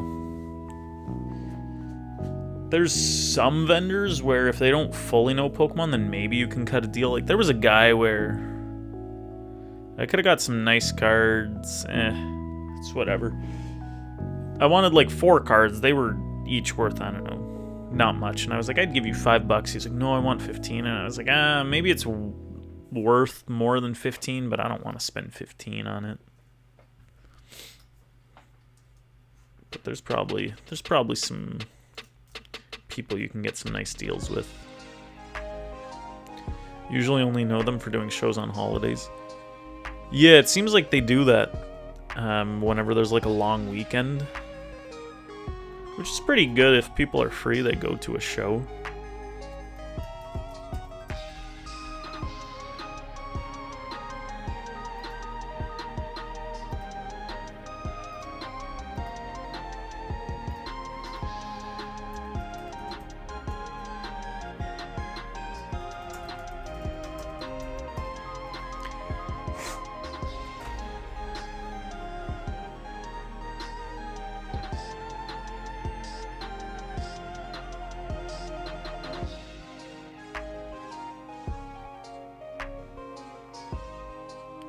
Do I start buying a card case today?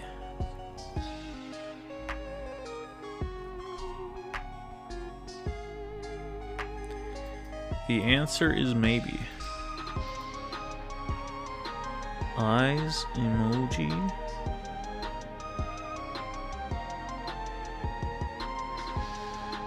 How big is it? It's kind of big.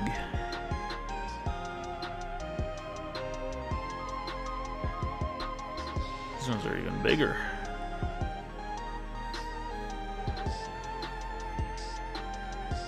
Their next show's on a Sunday. Alright, I'm buying a card case. I'm going all in. Hopefully it gets here in one piece. One piece.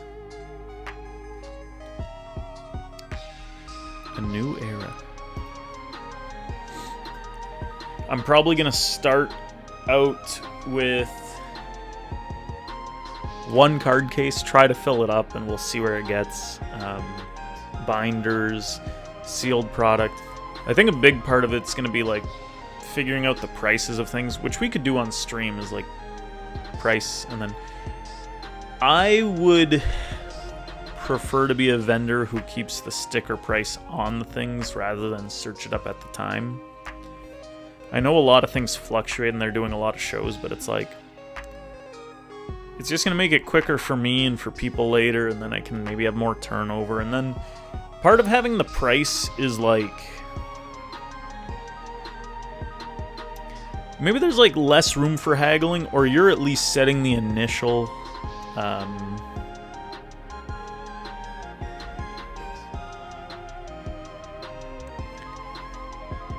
but yeah, just like less needing to like look at things after. Some sick one-piece cards. Put the sticker on the top loader, not the sleeve. Yeah, I was thinking, I was like, how am I going to do this? Am I going to go sticky notes? That way people can, like, continue to use their top loaders?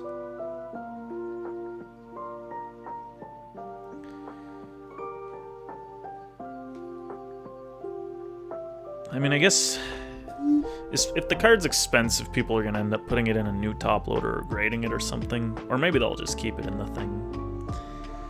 So I guess I'll go right over the top loader. But yeah, not on the sleeve, for sure. Well, I guess it doesn't matter. Well, like, I mean, it doesn't matter to me, so I'd probably do it on the top loader to protect the card better. Small rectangular sticky note tabs. Yeah, those seem better too for when I then want to update the price. Here's what I'm thinking though. Like, if I'm gonna do something like this, where I need to write it down myself, then I would go with sticky note. But if I'm doing it with a labeler, then it kind of has to be like this, right? So I don't know which is easier.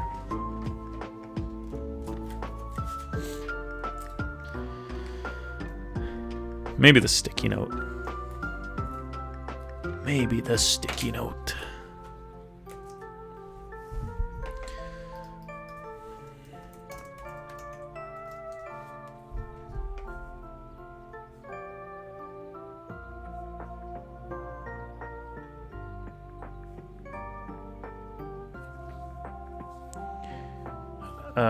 I don't know how easy it is to use a labeler, but yeah, maybe sticky note's better. It'll keep things like cleaner and just look more organized. Think of all the local peeps who could get their cards off you too at show. Yeah, I mean, there's not too many locals from the streams or anything. But yeah, then it's like, hey, shoot me a message the night before and I'll try to bring your stuff.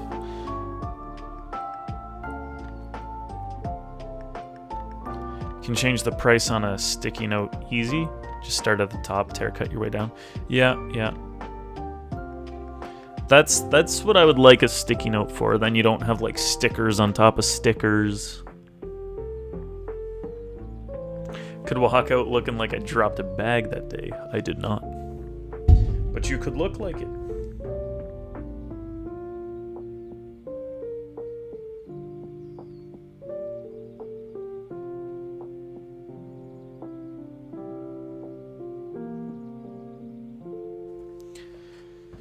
Did this guy on eBay just up his price after I sent him an offer?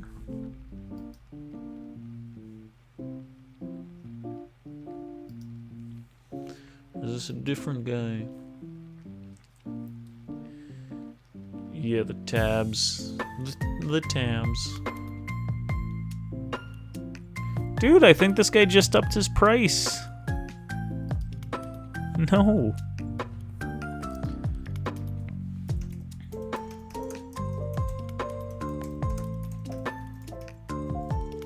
I trade my entire Dan Shime alt art pulls at the same card show. Explosion Vine boom.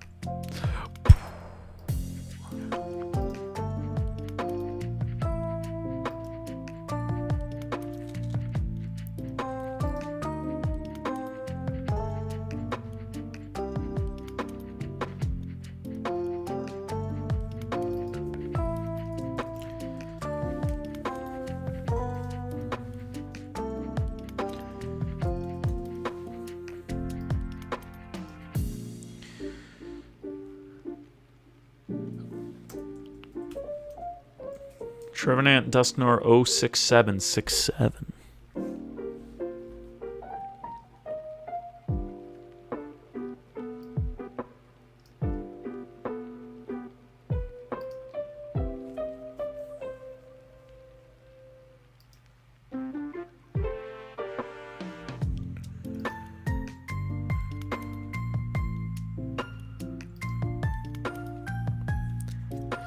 So instead of, I've been putting in best offers on these cards, and now they've just like upped their prices instead of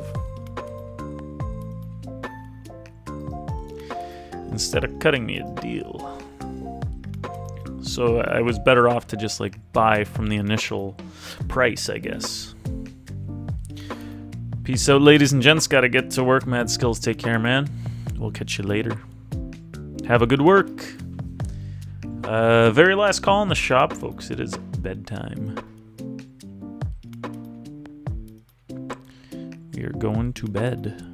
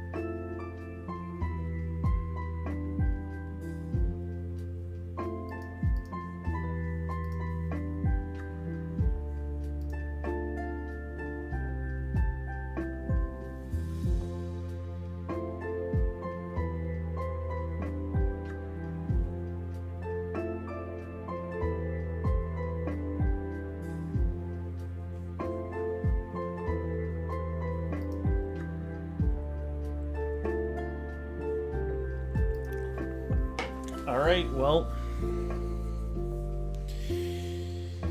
Card show time. I'm wondering if maybe... I don't know. We'll have to see. Like, do I put some of my bigger alt arts in the thing and, like, maybe price them, like, extra high? And then if they sell, they sell. If they don't...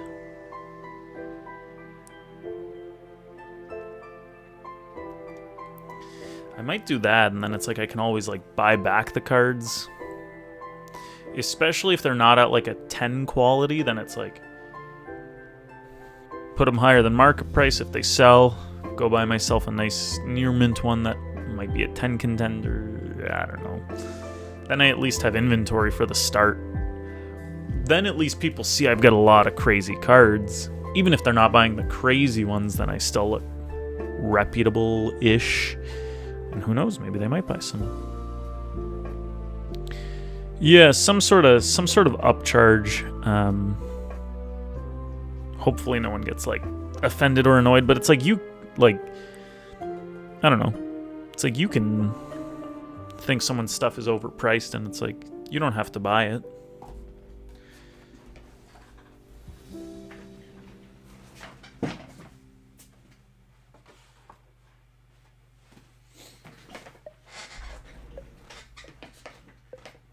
If you get offended at a card show, it's on you. Yeah. And what are we gonna do, you know? There's always alternatives, yeah.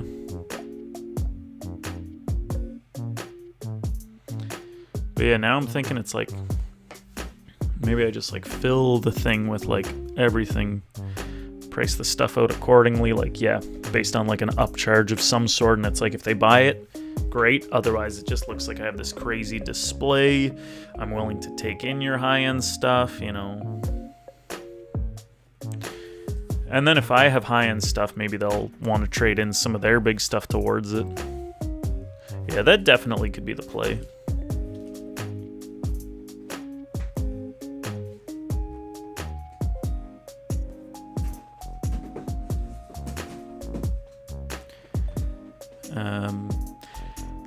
I'm going to be kind of scared for my first show, though, so I'll have to figure that out.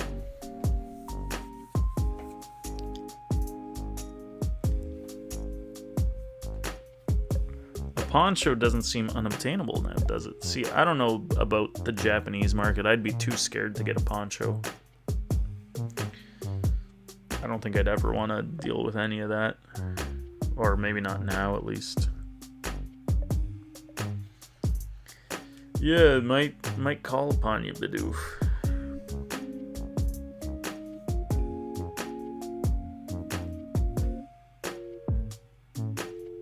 I'll definitely let you know when I do it. You're welcome to hang out.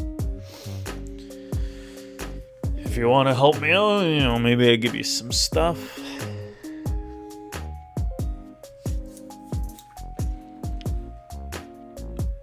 Yeah. Start having to price out some cards. I do think I like this sticky note idea, because then so easy to update some of these prices, you know. Sticky notes, I think, are going to be the way. And I'll try to keep, if I keep my cards and the pricing, like, I don't know if people are going to care too much, but if I keep my displays looking organized, then it also just bodes well for, like, your confidence in, like, the seller and the card quality and just the authenticity, I guess. Always down to hang out, just here for the vibes. Beautiful, man. Yeah, it'll be nice.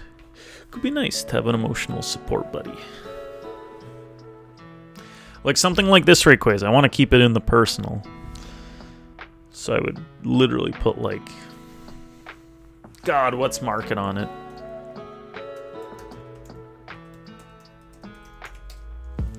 Yo, Wolf Lemon, Mimi Moo, dude! This would go great with some milk. He's going for Prismatic. Let me get you in the shop here. In the queue. We're about to end. You want to quickly see my haul from the card show today? I ordered a nice big display case for being a vendor at future shows, because I'm trying to get that going. I got some lapel mics to wear for when I live stream, because obviously I like to live stream, so I want to live stream these shows. We got this bad boy. And we got this bad boy. We got this bad boy. This bad boy. This bad boy. This bad boy. Just gotta get in the headspace where you can't get too sentimental on some. Yeah. Or if I'm gonna be sentimental, like, then just put in a big price tag. Because for me, it's like, there's sentiment, but everything has a number, and I can always just rebuy the thing I'm selling.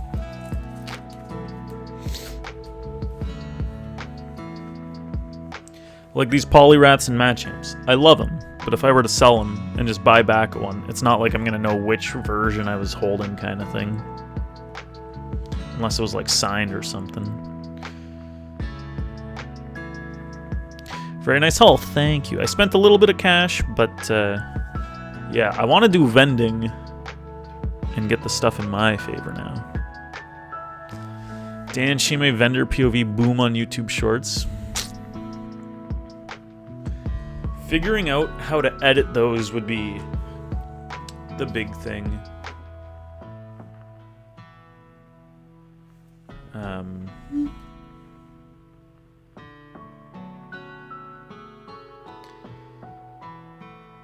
Because right now I'm posting a lot, but I don't want to spend too much time editing.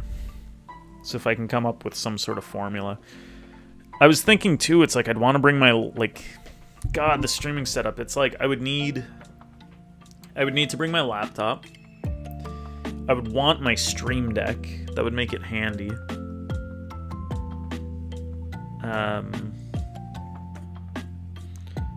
Laptop, Stream Deck. I would need to plug in a webcam, lapel mic into something.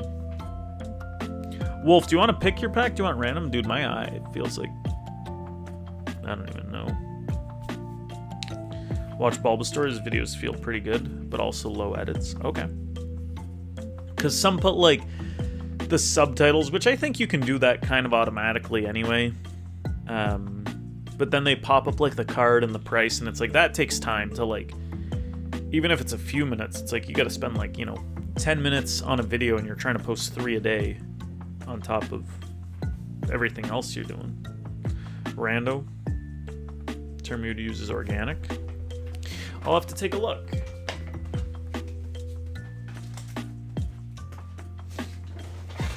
Alright, we got a Randy for Wolf. Good luck.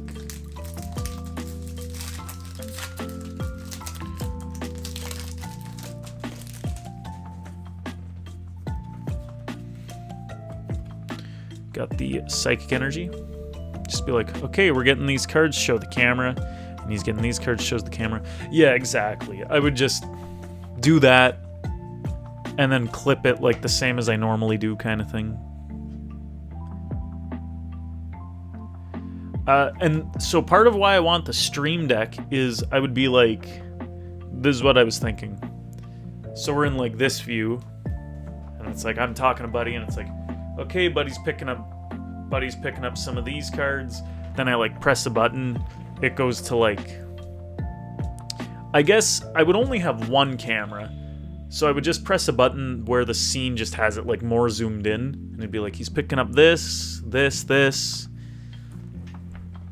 And then go back out to like the full view and be like, all right, thank you so much or something. You see the vision already.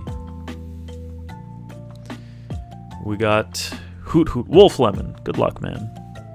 Dreepy, Miltank, Riolu, Ogre's Mask, Festival Grounds, Halucha, Slowpoke Reverse, Festival Grounds Reverse, EVEX, okay. Disable the bit redemptions. Well, you know what? The bit redemptions are kind of always funny, so if it screws up a clip, it's like, I just won't use that clip. Wolf Lemon, thank you for supporting, man. GG's. I'm going to get you a Milky Dip as well. Good sir. Mike Waltz is in with diarrhea. See, if I'm streaming at a show, I'm not even going to hear the diarrhea, so it's just going to be hilarious.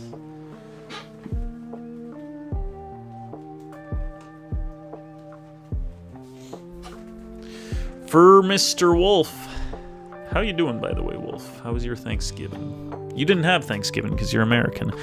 Forget the question. Here's a Starly. Oh, we don't do Thanksgiving on the same day as you. Me, me, me, me, me. Me, mo, mo, mo, mo. Thank you, sir. We'll get this to your stuff. Me, me, Momo. That's what you sound like. Guy thinks I sound like that. Alright, if anyone wants this Squirtle at $70, you let me know. Hey guys, so here you can see I am trading for this PSA 10 Tyranitar V alt art. In exchange for it I will not explode this entire expo. That's crazy. How war-torn is Portland looking like? Let's call in the shop, baby. We're about to go to bed. We gotta find someone to raid.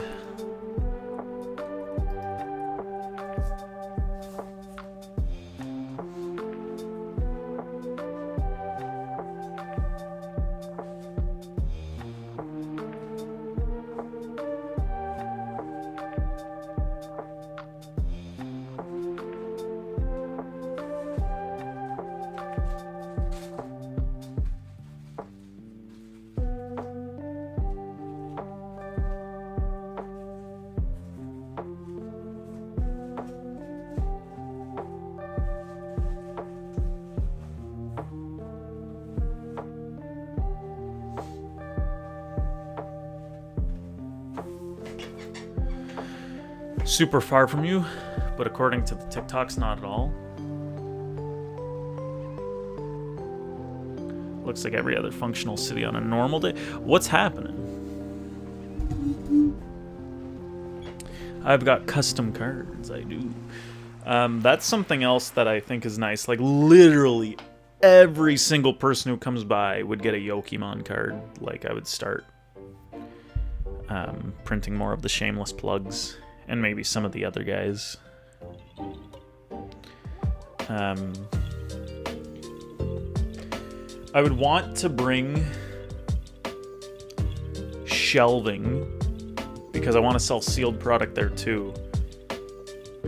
So to set up shelving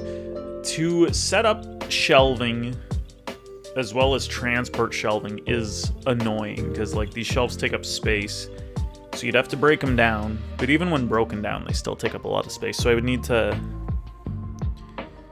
find a smaller shelf that like fits in a tote bag, or find some sort of like carrier.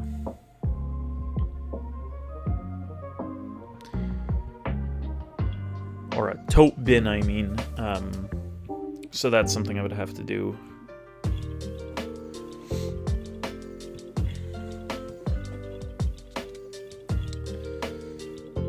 The YouTube traction you could gain is high.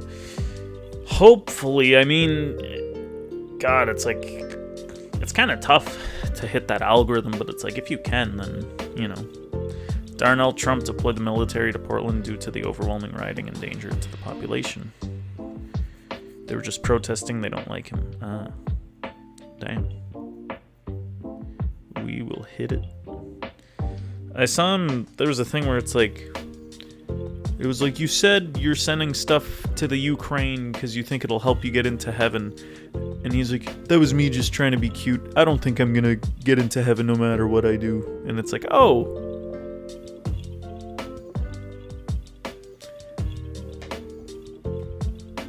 Maybe do good things then. He's like, after everything I've done, I don't think I'm getting into heaven. It's like, oh, but then maybe don't do that stuff.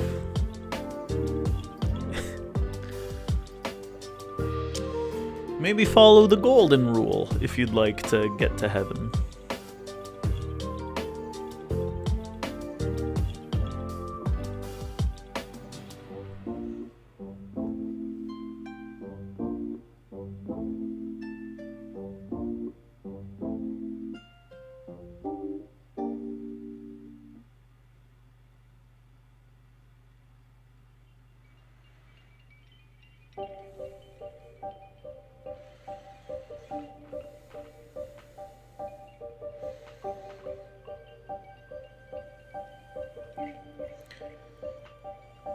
Gotta get a small buggy to hold all the sealed. Yeah. So it's like I'd have to bring bins and boxes and shelving. My display case. I guess most venues would have like carts you could bring, but at the same time, if I have bins, I could just like carry them. Anyway.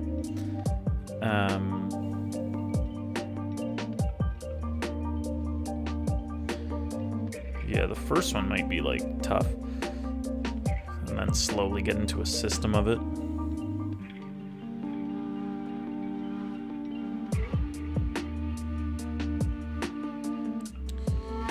Yeah. Figure something out.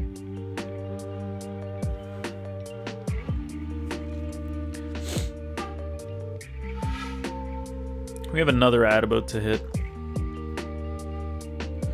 The real question's corner table or not? Oh, dude, I have no idea right now. Whatever they'll give me. Although corner tables do seem like you get a bit more space, so maybe, like, why not?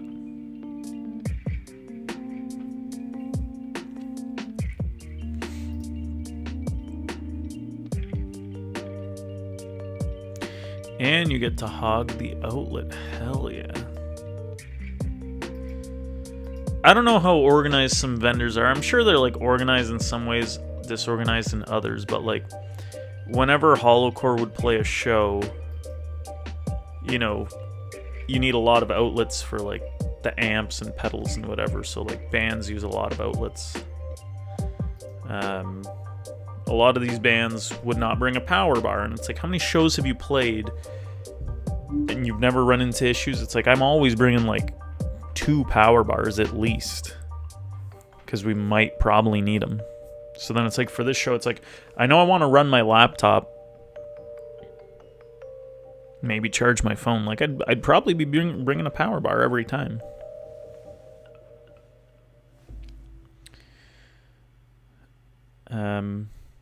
Because it's like, yeah, and an extension cord. You gotta. So do that. Yeah, better to be safe than sorry. Have this stuff.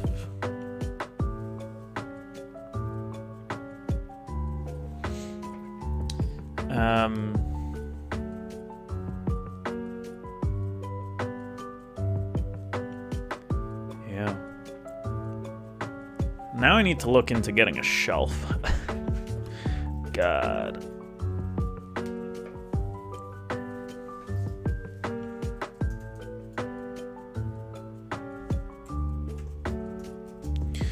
A shelf that can somehow, like, collapse and be stored in a bin kind of thing. But it needs to be, like, kind of tall-ish.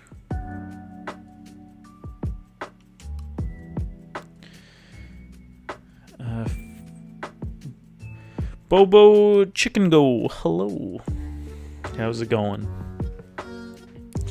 48-inch high shelf. That's 4 feet. That's not enough.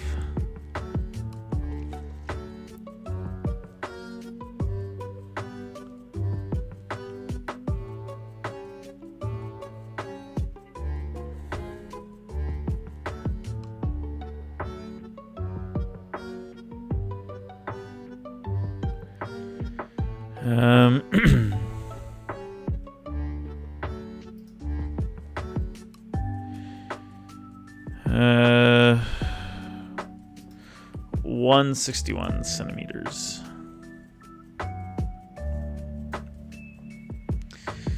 5 feet tall. I mean, like, I guess, yeah. Okay, so I buy this shelf, I guess. It's another $60. See, now I really want to get the vendor thing going. I'm spending this money already. God, it's so easy to just spend money on Amazon. $230, are you nuts? Are you crazy?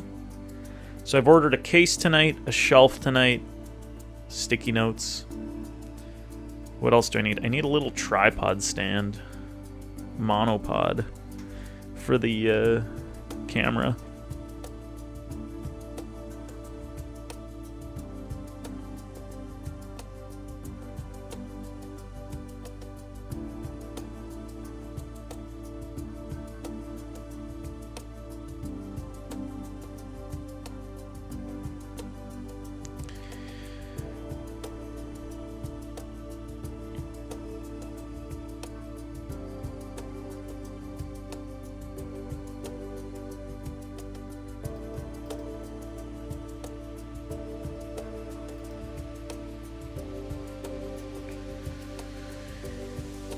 This thing says 68 inches.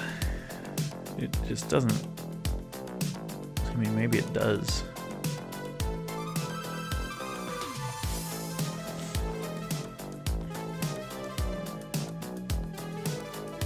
USB extender I'll need. I'll almost need like a little table stand thing for myself. Or I guess the laptop can go on like the lower shelf of the thing, but I would kind of want it beside me so I can like see what's going on. Yeah, 5 feet and some change. I found one for like $30 that might get the job done. Oh, this one's even cheaper apparently. Let's see this.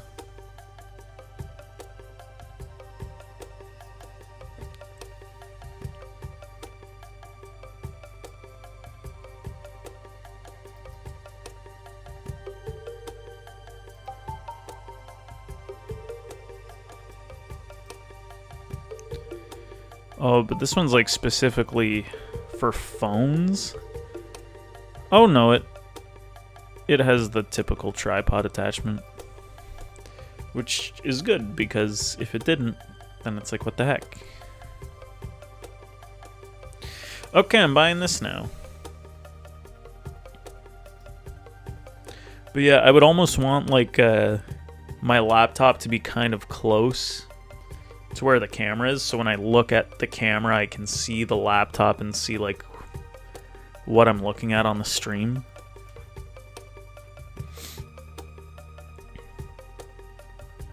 So some sort of like little table.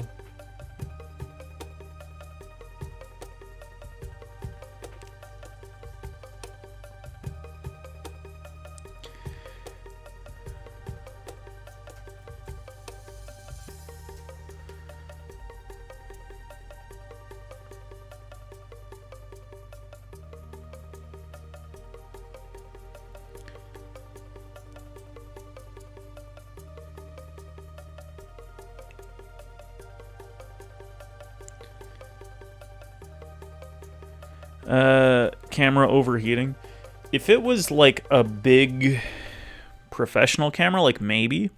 But with my webcam, it's literally like, I would literally use this webcam, which is just USB powered and it runs 24/7, and it's totally fine.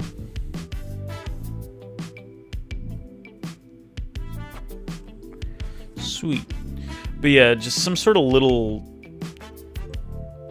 standing table platform for a laptop would be good. Something like very foldable and portable. I used to have like a little thing, I don't know, or if I brought a folding table. You wouldn't really want to bring your own folding table, and that would take up space.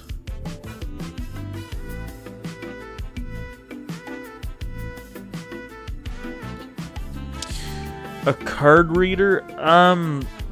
Yeah, those, I'm not too sure about those. I would probably literally just be like e-transfer or cash.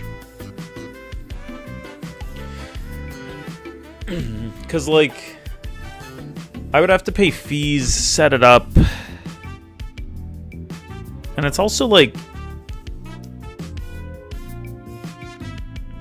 it feels like it's not the norm anyway.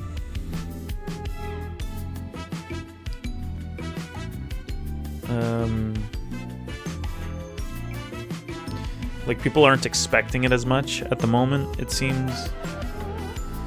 And then, like, I did it once with a guy, I paid him with his thing, but it's like, you don't even see the price he's putting in, so it's, like, sketchy in that way that, like, you don't know if he's typing in the number right till, like, you look on your bank account, I guess, so. Yeah, you gotta, subscription as well as, like, transaction fees, so.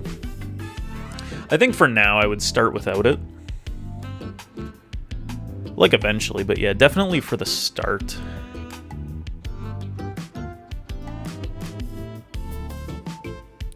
I think I found the style of table I like, just like a easy, simple folding table.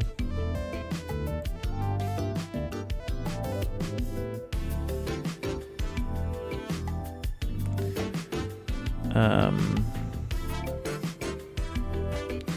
24 inches in height. It's only 2 feet.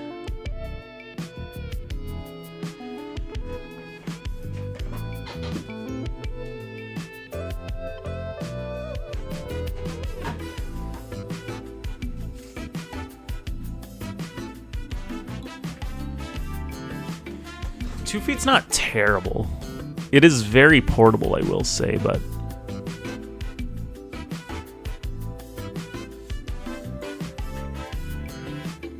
yeah, no, I've got my little card with my e-transfer detail thing, so I just use that. Maybe I'd make something a little better.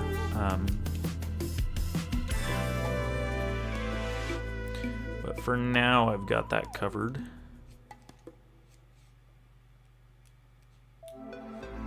Let's see. You want to see it?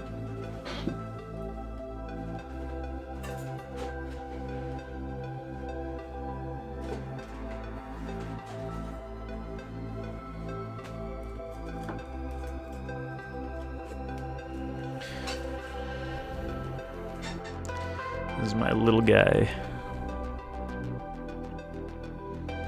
Ooh. On the other side, whoa, so it doesn't matter which way, you just throw it down.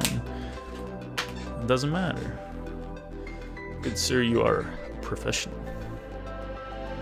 Been around the block a few times. Although I would prefer they EMT me over PayPal.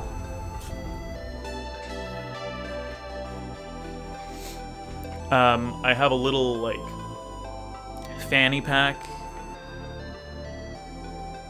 that I would wear to hold the cash in. Or I'd wear it like this, I guess. But, like, I like it so much better. It's so much more comfy as a fanny pack. It just looks goofy. So I'll see. We'll see. Okay, this table I'm going to save for later. Because I do like the style, but I need it to be taller. It's only 2 feet tall, so I'd be bending over a bit to look at my laptop. I'd maybe want it higher. Mind you, 2 feet, then it's not in people's eyesight too much. There's a dude with a fanny pack that was all animated.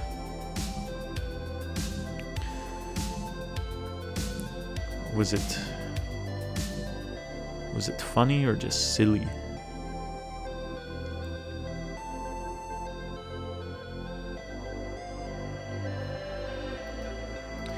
So that one's 2 feet as well. This one says 30 inches, which... but it might be flimsy.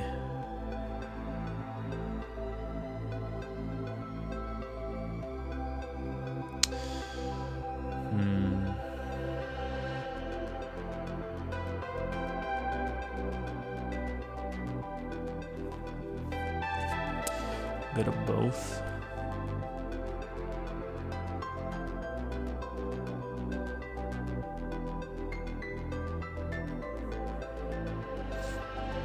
Oh my god, and it's expensive. It's not terribly, I mean, it's all expensive. Literally like a TV tray style table is what I need. This one has a nice little net with it. That could be handy, actually. Ooh, I do like this one.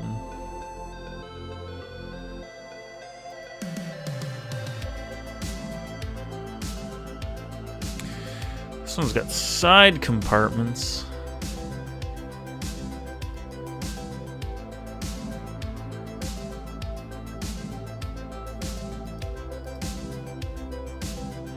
What will they think of next?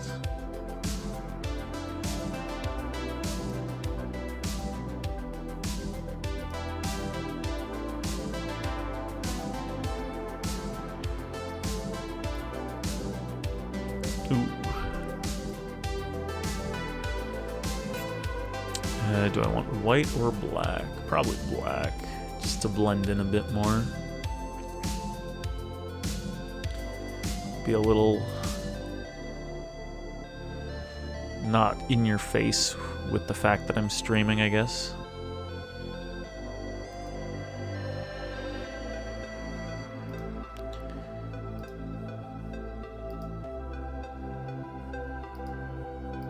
The net could be good for, like, if I'm putting cards aside or something. Good food on the perfect table, exactly. 53 centimeters.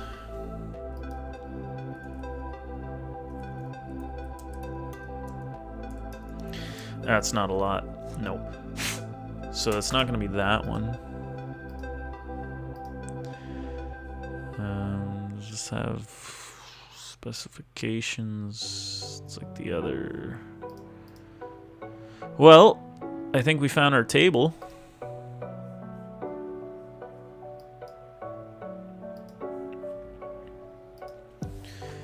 I better be doing some vending. So it's basically just like a little, almost 2.5 feet little like standing table with enough space for just kind of like a laptop and probably the Stream Deck. So I'll have them beside each other. And then it's got like a little net under the table for like a little extra platform so that I could just put little like extra things there. So to start, we're gonna have some binders, a display case, a shelf with sealed product, possibly some sealed product on the table.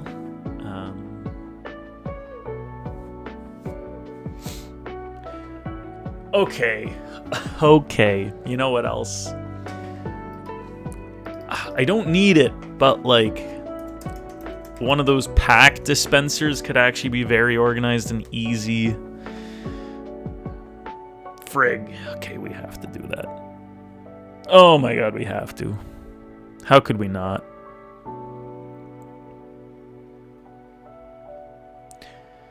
Some people just had like loose booster boxes, and it's like, it looks kind of cool, but it's like the pack dispenser also just looks cool.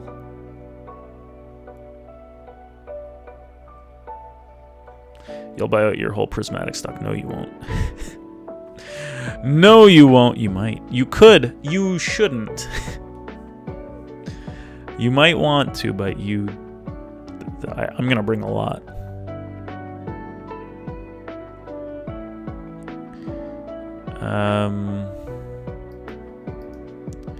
Let's see, acrylic pack dispensers.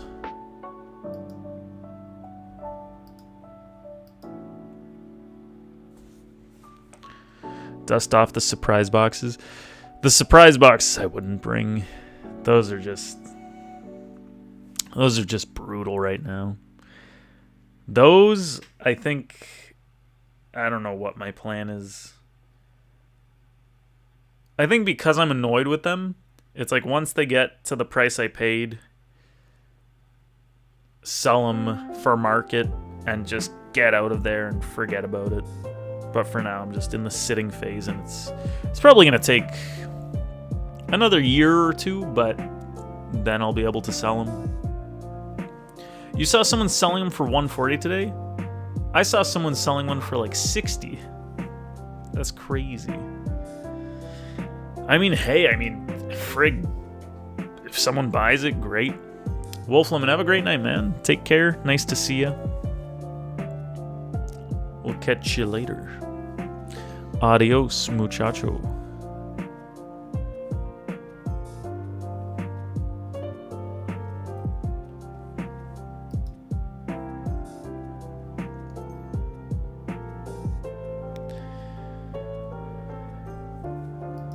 Catches a sucker lacking. Could be.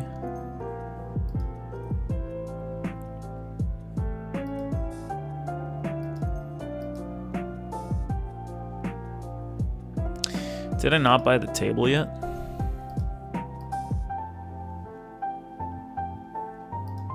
Okay, now we've bought the table. Frig, Jordan's gonna be like, hello, Dan.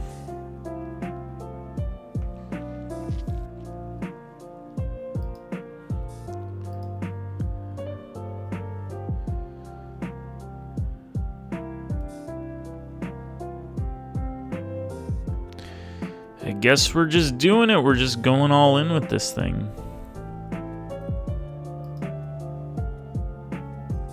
It's a lot of schmeckles. Nobody tell Jordan.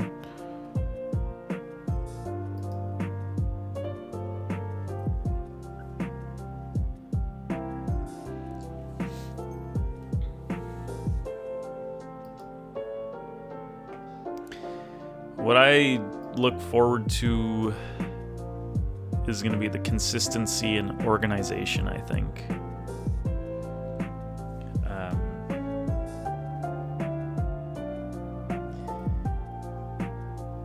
Try to use the same marker, Same style sticky note tab things. Because there's some places where it's like, you know, they've got the price written in like on this style of tag and then this style of tag and then this, and it's all like goofy and have it consistent. Then you don't think about it. Create your brand. This will be your game.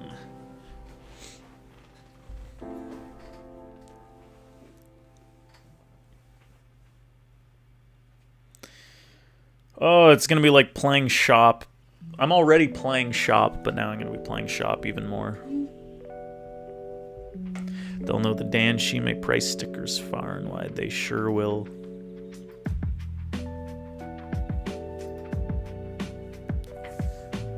I'm going to need to... I don't even know. Get more...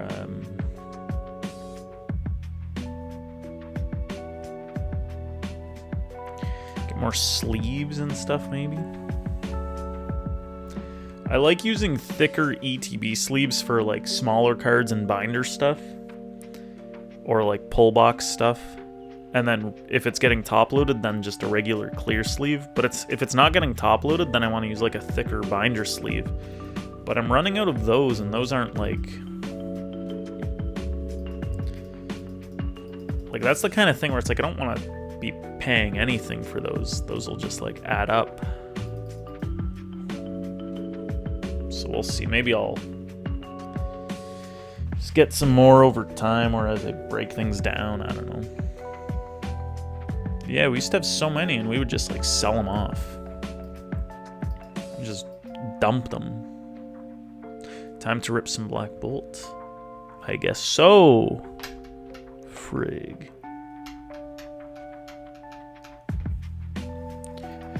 Well, I think we're at a good point. We've bought the pack dispenser, a table, a monopod, a shelf, sticky tabs, a display case.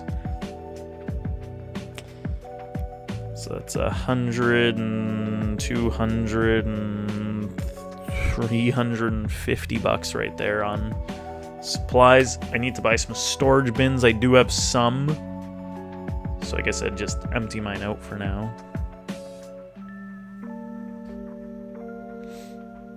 Maybe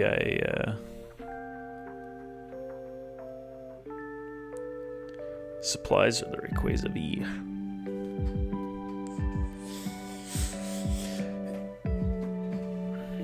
Ooh. We're gonna cook.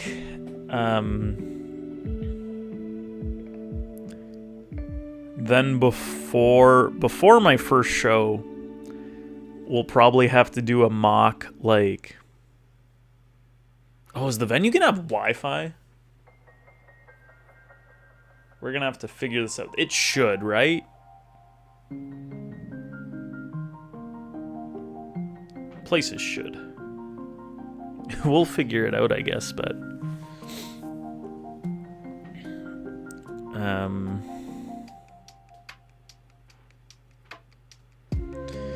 If not, I use data or get some sort of plan, maybe. I mean, I could use data. I've got a decent amount. How much does streaming take up? Debunshow, how's it going, man? This would go great with some milk. Debunshow's going for some Silver Tempest. Let's grab this for you, man. We're talking about vending. I want to start vending at some shows, so we just bought some supplies online. Let's grab you some Tempest. What do we got? 4?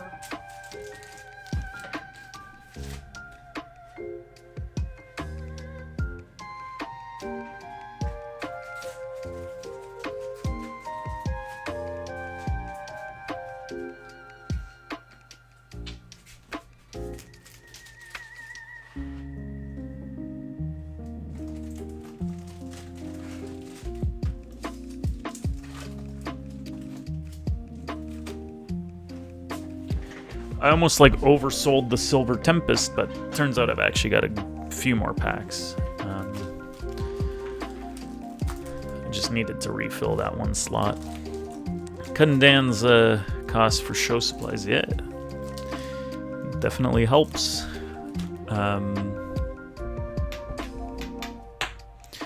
Yeah, so I guess using my phone and a hotspot to stream at first, and then if that means upping my plan for more data, then it's like that'll make itself worth it in the long run. Like Fido's been like, oh, for $5 more you could get like 100 gigs, and it's like I don't want to spend $5 more. I don't use my gigs, but it's like now if I do, $5 more is not bad per month. Excited to degen in person. Oh, there'll be lots. Debunchow, good luck.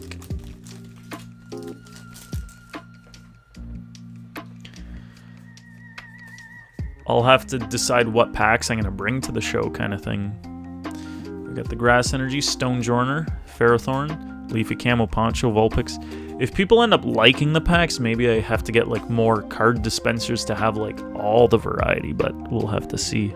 Baneri, Drowsy, Lilligant, Gardevoir, non-holo. We'll start small though. Can't go wrong with Paradox Rift. I literally don't have any. I would probably bring like Destined Rivals, Black and White, Prismatic, and then 2 other ones, probably Surging Sparks and 151, just like the popular ones. Rufflet Litten, because the thing holds 6 different types of packs, or it's got 6 columns. Another Gardevoir, disgusting. Debunchow, come on.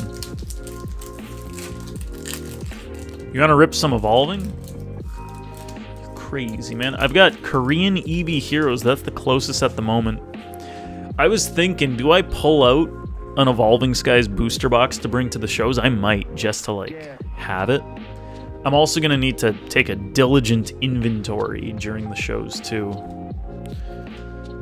Got to make sure I get home with everything. Flex on them. Well, it's like if you show that you kind of have high value stuff, maybe people with like high value items come to you and they want to sell them to you. Sandygast, Fungus, Elgium, Zubat, Curlier Reverse, Delphox, non-holo. Think of the beautiful Excel charts you could make. I know, that's what I'm saying, man. That's what I'm saying. 2 more Debunchow. So far, no hits. Where are they? Fire Energy, Primordial Altar, Sunflora. Big Lugia right here. Make it all worth it. Litten, Smeargle, Esper, Togedemaru. Oh! Okay, Corviknight V Trainer Gallery Alt with an Articuno Holo. That's not too bad. We're actually seeing something nice. Sweet. A hit. Texturing's gorgeous. Nice. These are kind of slept on. The Kricketune from... God, I don't even know what set. It might be Silver Tempest. It's like a $5 card. I'm missing it, but it's like I just gotta get on that. I don't think people consider these alt arts, but they're basically alt arts, just with trainers in them. Because it's like you got this textured ultra rare Pokemon thing, and then the border color is different, but like the VMAXs look identical to alt arts. The Vs just have the border change. So many hits tonight, God. Oh, now I'm hitting your thing. All right, one last pack, then we got an ad about to hit, and then last call on the shop as well. It is bedtime.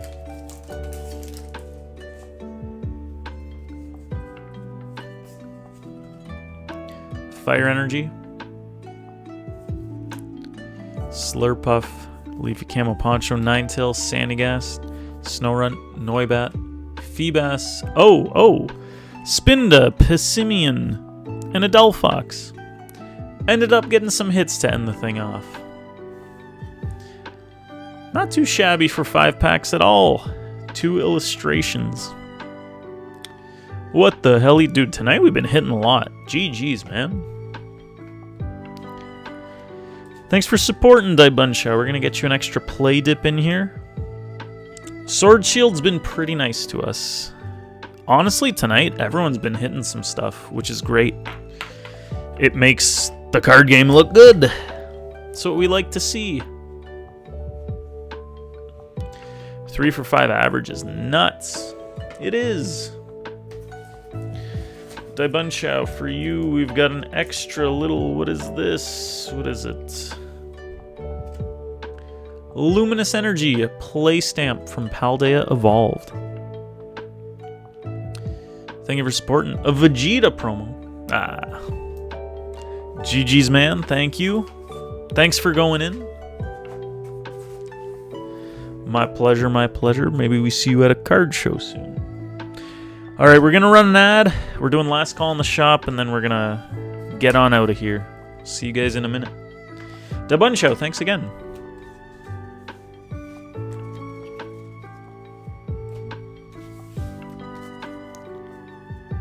At a card show near you. Indeed. The big leagues.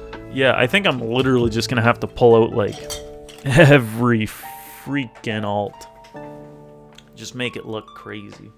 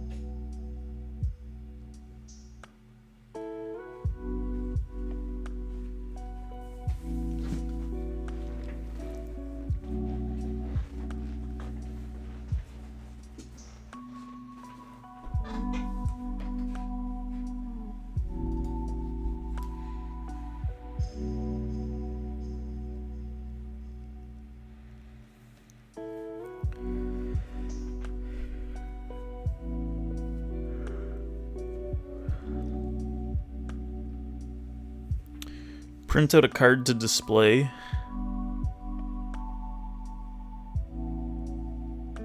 That showcases where people can find you.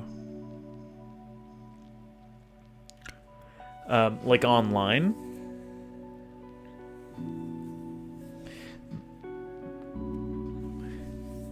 Oh, yeah.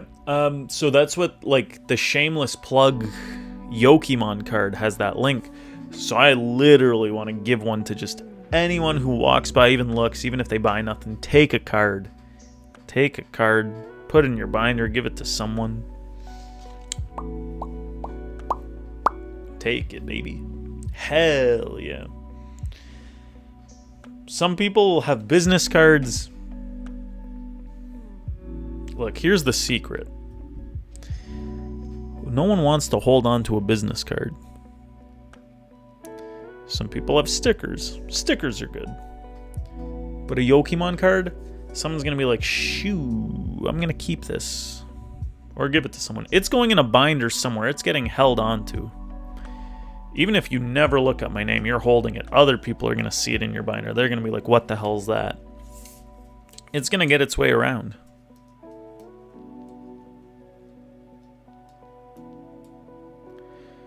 With a good Pokemon card, I'm reading it up and down.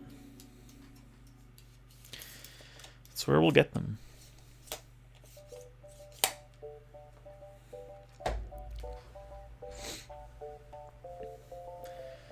If we do things right and professionally, then it'll give us better luck and better odds of kind of hitting a wave of the algorithm, maybe, or, you know... Gotta increase your own odds. It's like running the booth professionally and like nicely. It's gonna help out. Dude, I got this Velcro keeping my cables together, and it's like, 50 viewer? Oh, dude, that'd be crazy.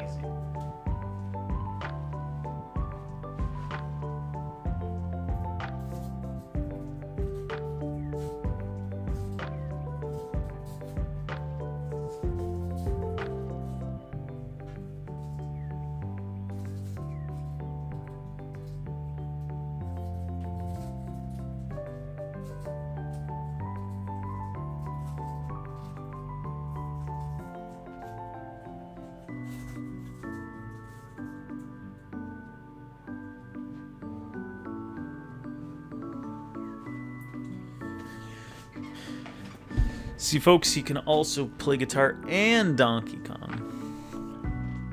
I think one other thing is I might even bring some, like, band CDs to the thing. We'll see, though. I don't know. Because if I have the Yokimon cards of Holocore... We'll see. We'll see. If I see someone's got, like, music tattoos, I'll be like, hey, I've got a band.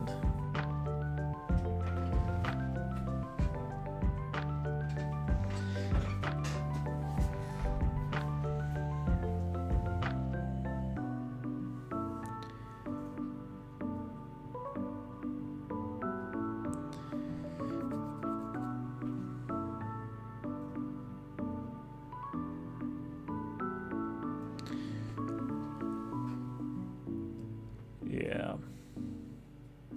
Maybe I get a sticky note that says my band. Dude, this Velcro is not staying on. I don't know what to do. Rare science CD. Dude, Faceless Jim, man, we're like about to go to bed. No faces. Chaotic Bean, hello, Faceless Jim. How was the stream? How are you? Oh my god, we're talking about vending at some Pokemon shows. Dang it. But appreciate you, man. How was the stream? How are you guys? Had to raid when you saw me live. Fair enough. Yeah, we're talking... guys, please spread some love to Faceless Jim, first of all. Thank you so much. Hope you had a great night and a great stream. Yeah, right now we're talking about... I went to a card show earlier today. And I'm like trading these vendors and buying from these vendors, and I'm like, I want to be a vendor. I want to do this. And I thought that after going to the last show as well. So we've been talking about it tonight. I've been buying some supplies, like a nice display case and a shelf and a table. And I've been messaging a few conventions trying to get onto the vendor lists. So that's my next plan. And then I would want to, whenever I do these shows, I would want to live stream it as well. So you might see me doing some vending streams in a little bit, maybe, if we can figure it out. And then we do some more Pokemon hustling. Doing good, definitely not addicted to Satisfactory. Is this a new game? Background looks good, holy stock. Yeah, so this is the new office setup. These shelves were here when we got the place, but I put up those floating shelves. Because I was like, I have this space, I can display some of the stuff that's in the shop. And then it also just adds like a colorful background behind me with things. This was cute. Is the guitar for sale? The guitar is not for sale, but I hung up my guitars so that they're easily accessible.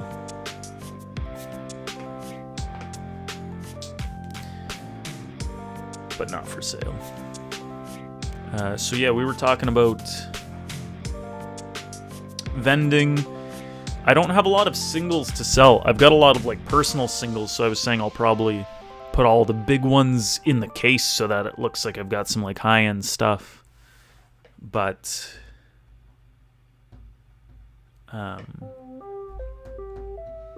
maybe I price them quite a bit higher than market so that they don't sell.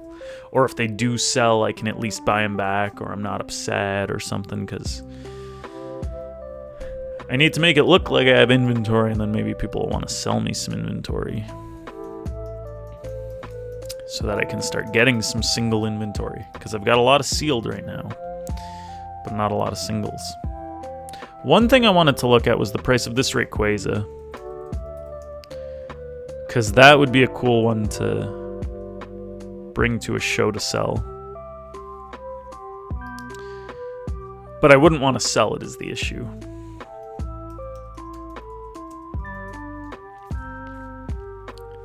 Put out a Facebook ad, maybe.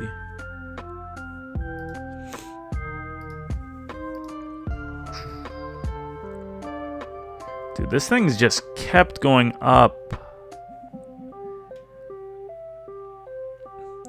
It's not near mint, but near mint it's like 950 bucks Canadian.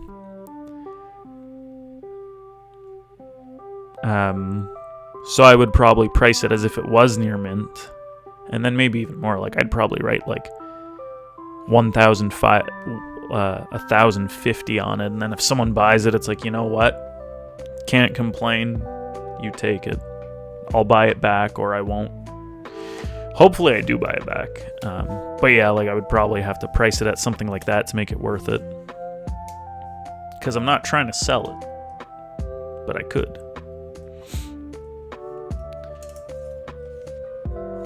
Sell it to a viewer who can sell it back to you when it triples in a month.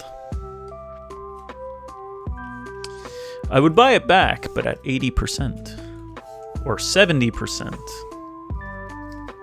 That's where they get you. And then, man, like, I'm watching other people sell their cards to people, and they're like, yeah, like, I can offer you 70%. They're like, yeah, that's fair. And it's like, but it's not. But the fact that you think it is, I need to be on that side. Big bang boom. How much is Gengar Prime going for? That's a lovely one.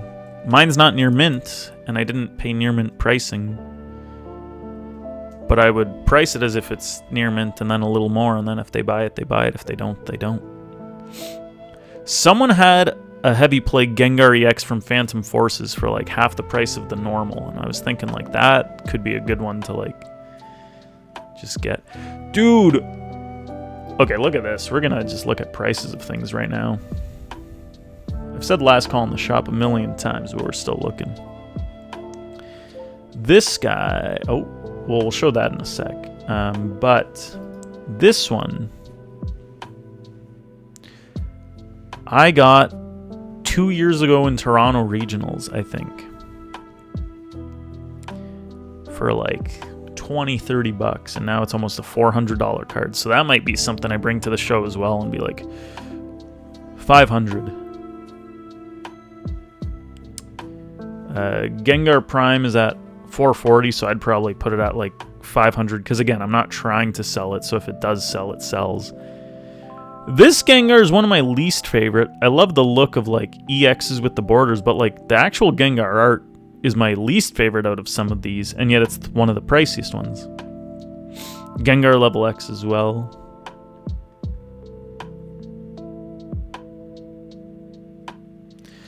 Oh man, okay, so I traded this guy away. I didn't look up the price. Buddy looked it up. He said, yeah, I'd give you like 50 bucks for it. And I just trusted him. I might have got gypped.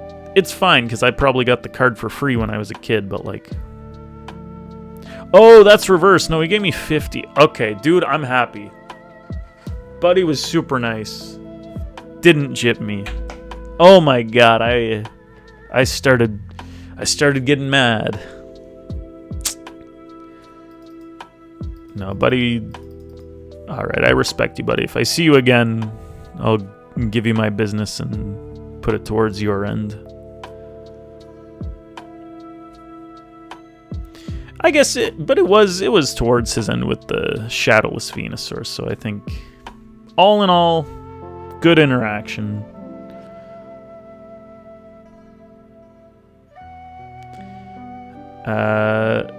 This Gengar I need to buy still, a stupid one. Gengar VMAX, yeah, so some of these it's like I would put on the table and then I actually got to check my condition because I haven't gotten anything like graded in a while. Like if my Gengar VMAX looks really clean, maybe I send it in for grading instead of putting it. Anything that's not like a strong 10 contender, I'd probably just sell it raw because I don't want to take the chances.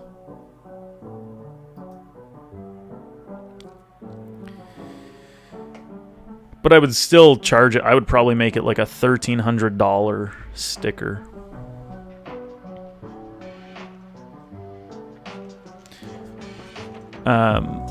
I don't pay for a collector thing, but like I might have to, where I could track my collection, and then when every show comes, I just go into that collection, and then it'll just show me the prices, so then I can update them accordingly.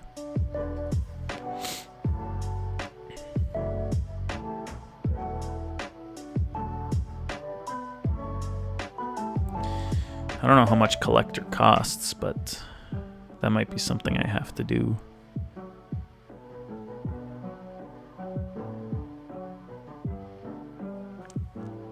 There's so many, like, things to consider. Dozer, how you doing? Good day. It's going well. We're looking at some prices of some cards. How are you?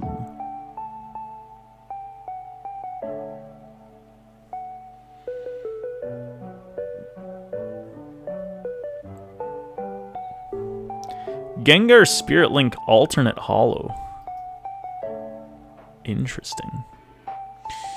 Interesting. There's a photo scan feature. The one guy was using the photo scan feature today, and I've tried it on Rare Candy, but like, I kind of hate it. I didn't like when he was using it for me, because it's like, you know what? Search it up, like, find the real version of the card, like,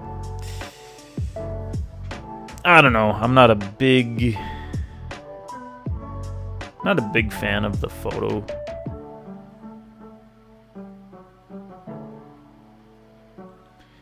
Plus, when I've used it in the past, like half the time it's wrong and wastes more time anyway.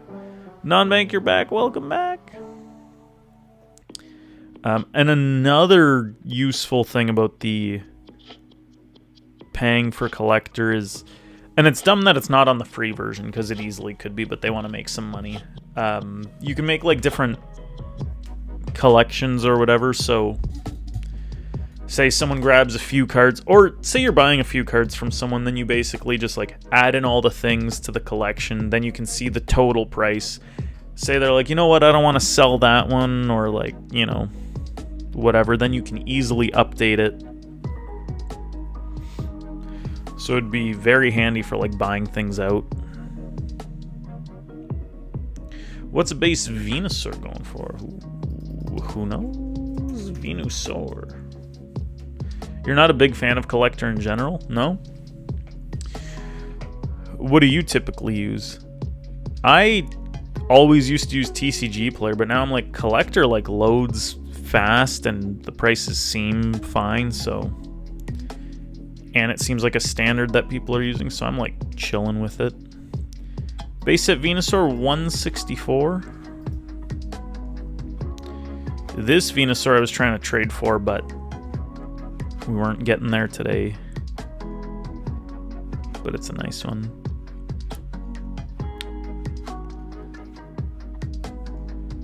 I feel like these Mega Evolution... They used to be so cheap too, though. These gold-plated Mega Evolutions. I'm still missing the Kyogre, like I said, but there's not too many gold-plated Mega Evolution things. So those could be good to hop on. That's what you got out of the first pack you ever opened 25 years ago? Damn. That's beautiful. Opening a base set pack is crazy. TCG Player, because it's just kind of the industry norm, you'd say. Price charting for more niche stuff. However, you do like collector for keeping a visual portfolio handy. Yeah, it's definitely got that benefit to it. TCG Player would be better, I guess, if we were in the US.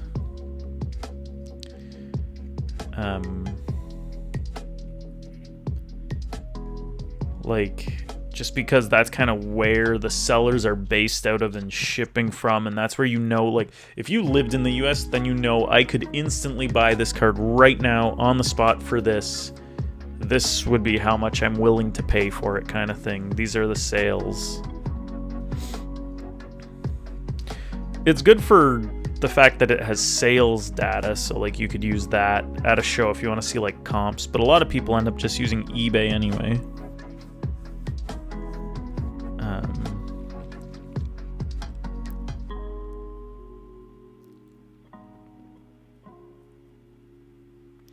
Mega Charizard Ultra Premium Collection is such a high price right now. It's like ridiculous. I don't know how sustainable that can be. Like, I'm sure it'll be an expensive box, but that seems like too much. You have the full base set? That's wild. That's pretty good. Yeah, no auto conversion is also like that. It just seems so easy to have that. Like, why not? Like, why would you not add that as a feature? Especially if you're selling to Canada. Base set Charizard's gone up. Maybe I undersold my damaged one.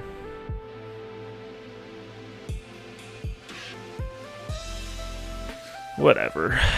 It's too late now, and I'm relatively happy with what I paid, got. Pop Zoom Zoom gave me this as a gift a while ago, back when it was like a $50 card. Only a year ago it was a $50 card. So it's quadrupled.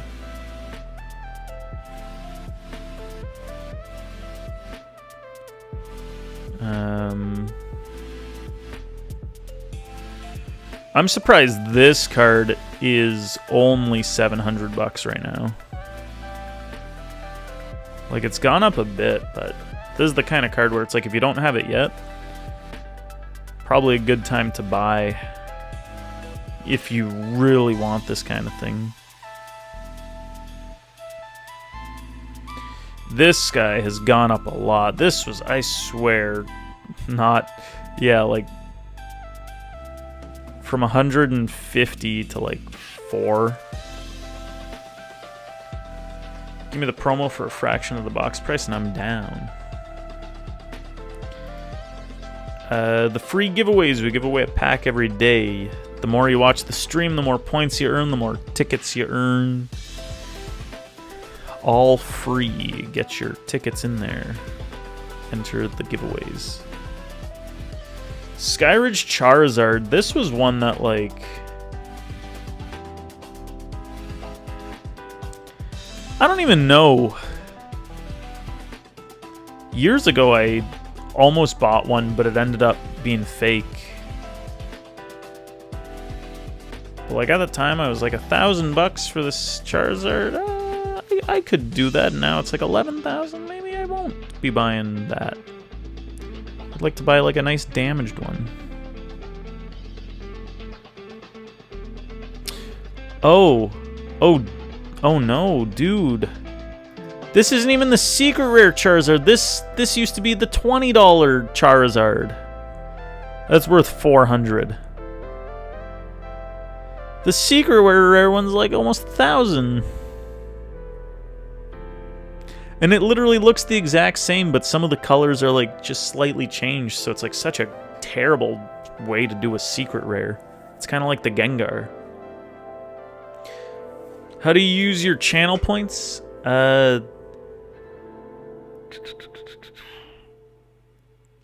The giveaway points, if you click that link that Stream Elements put when you did ! tickets, then it lets you turn the points into tickets there.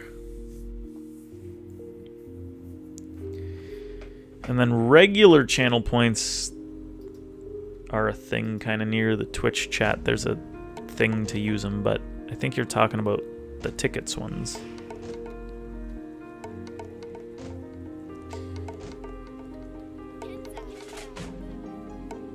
A Cosmos Zard from Legendary Treasures.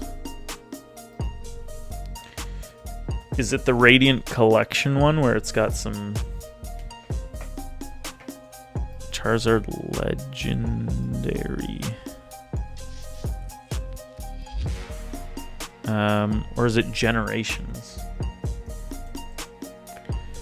Like, there's this one.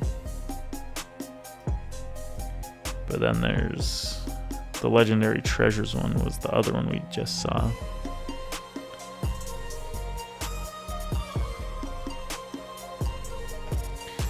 This guy. It's a crazy art.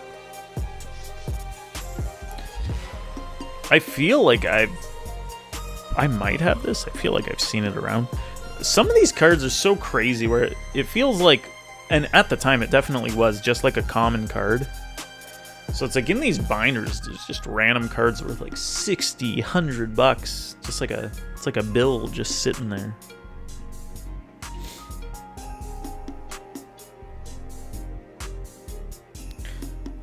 The heck?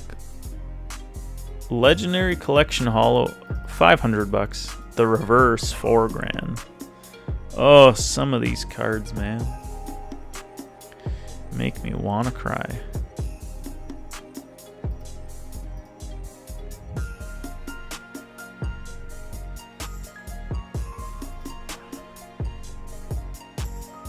Deck exclusive. How do I see the deck exclusive version of this? Oh, we clicked it there.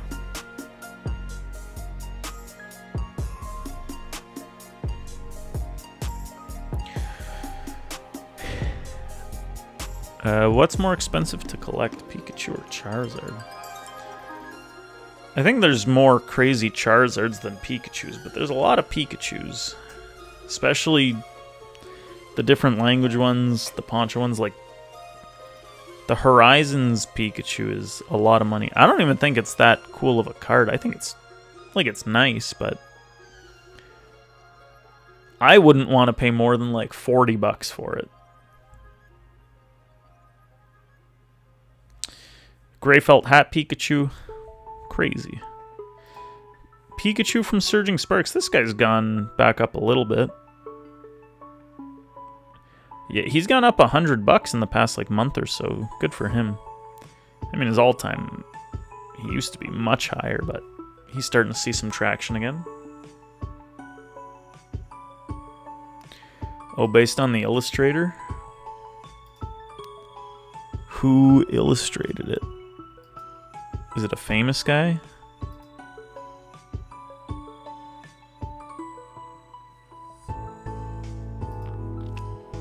It looks like the anime.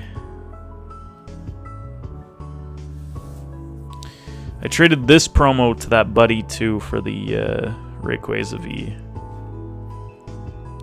Just a very cute promo. Oh, the Illustrator Pikachu promo. I guess, yeah, that'll definitely boost the Pikachu market price if you're trying to master. If you count that, which we probably won't. This Pikachu used to be a promo exclusive. I never got one. Wish I did. This one just went crazy in price. $20 to nearly $300. Oh. This Pikachu hasn't done much. Some of these VMAX trainer galleries went from like $20 cards to like big boys. I think I got Pikachu when it was 40, and I was like, come on, why is this so cheap? Do I buy more? I didn't buy more. This guy I got when it was like 40 to 60. This guy I need to get at some point. This guy I got at the last show.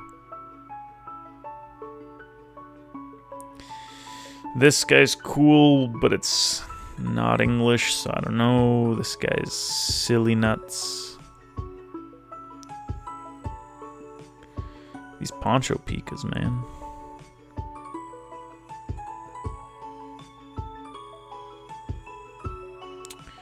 The Gold Star.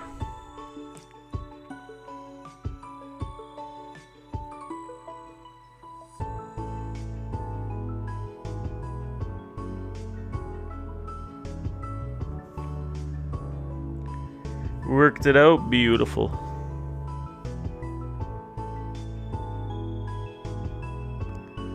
Burger at 65.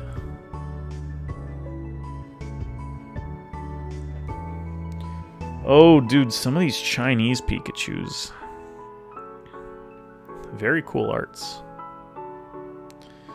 Where was your burger? Your daughter wants your attention, no worries. This Pikachu's expensive. I really want that at some point. I mean, I wanted it when it was $1, I guess. This guy's dropped a little bit, but still. 1,000 for a Chinese Pikachu, yes sir.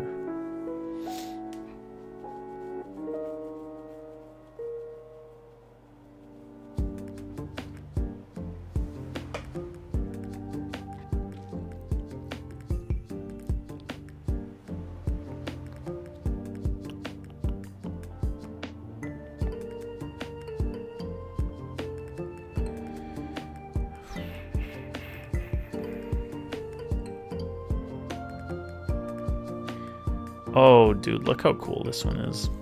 It's like our Crown Zenith one, but with a silver border. Much more expensive. Saw some Munch promos. They're the real deal. Is that like the Scream ones? Oh, what is this? That's a cool card. Pikachu, Sylveon, Lucario, Gengar, Pancham. Just heater Pokemon.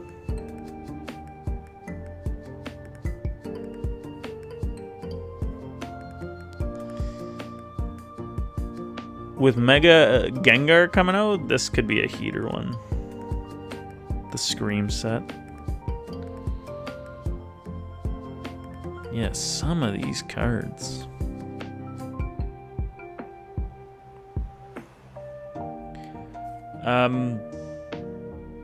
They're... Do I have this Pop Series 5 Pikachu?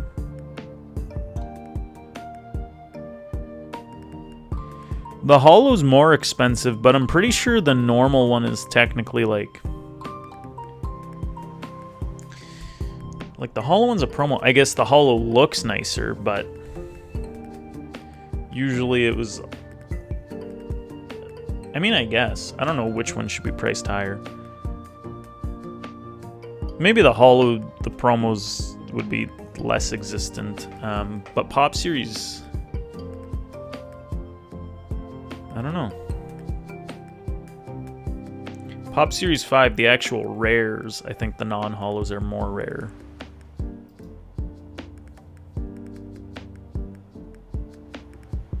Or maybe it's number 6 or something. Or maybe it is 5. What was I about to look up?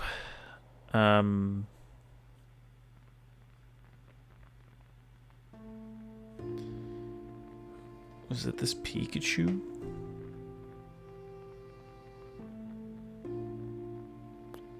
Now I don't know. $2,000 for this guy? Crazy. We have another ad that's gonna hit. I am gonna go to bed in a minute, guys, I swear. We're gonna run an ad, we'll see you in a minute. We're going to bed real soon, let me tell you. Why the 2K? Because it's a Chinese exclusive from the 151 boxes that are maybe expensive. I don't even know.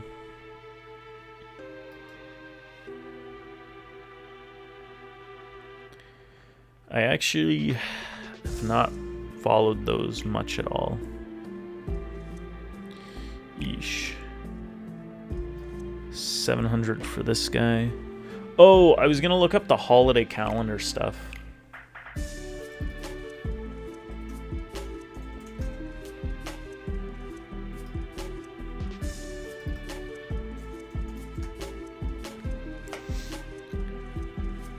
So the new holiday calendars.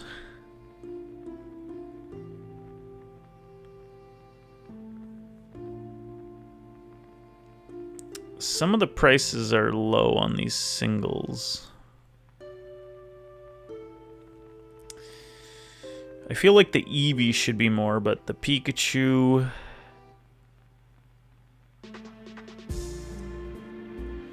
Pikachu and the Vanillish hold it up a bit.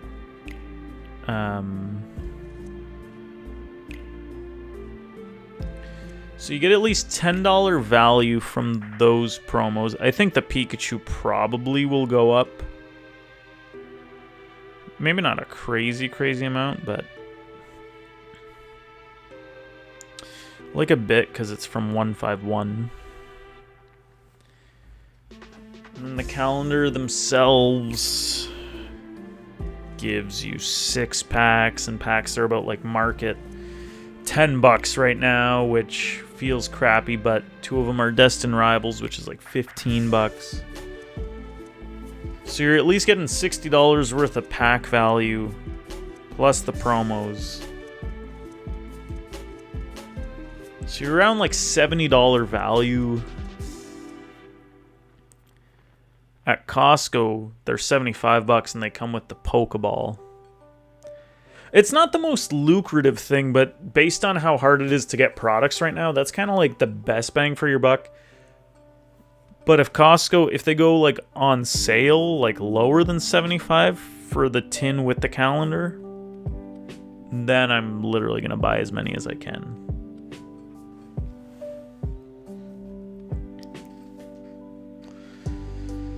Then we shall buy some.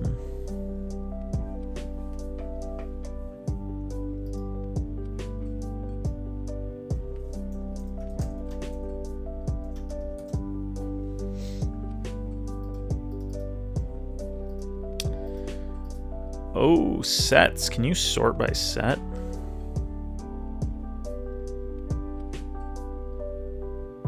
Surging Sparks. Can we...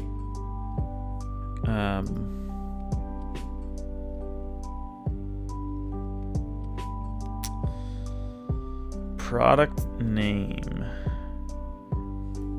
I want to sort it by card number. Yeah, that's it. High to low. That way we can see the alts. Lisia's Appeal. I think it's a sick card. Now is a good time to buy that. Now's a good time to buy like all of these. I paid way too much for some of them. But definitely Licia. Like, I think that's such a good card.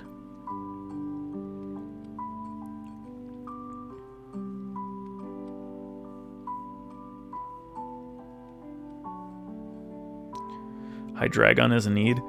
I love the Hydreigon. I got it when it was maybe like $100. So it dropped a bit, but yes, so cool looking.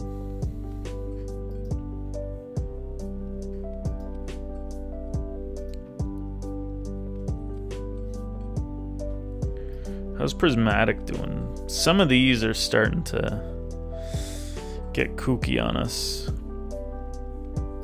Oh, not price. Umbreon's gone back up. I'm honestly surprised that some of these like $50 trainers are still $50. I thought they would have dropped more. But I definitely need to be buying some of these guys. Roaring Moon's gone up. Some of these evolutions I need to get on. Iron Hands is such a reasonable price right now, and I think that's like... Honestly, my favorite from the set is this Iron Hands. So I definitely should be buying it when it's low. Iron Valiant's so beautiful. Indeed.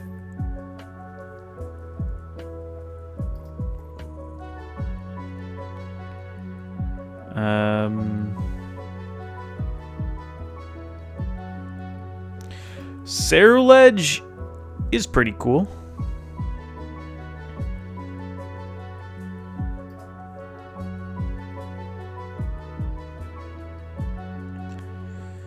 Yeah, Roaring Moon, Dragapult's cool. I love the Blood Moon Ursaluna as well.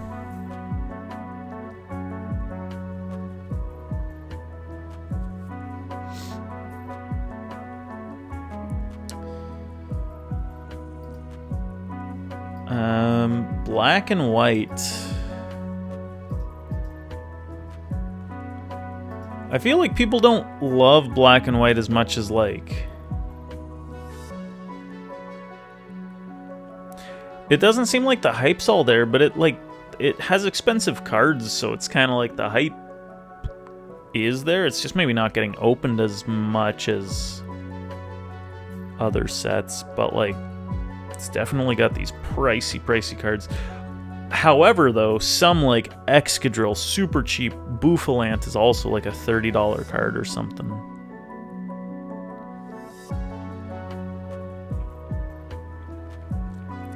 But the Victinians, Zekrom, and Reshiram are crazy.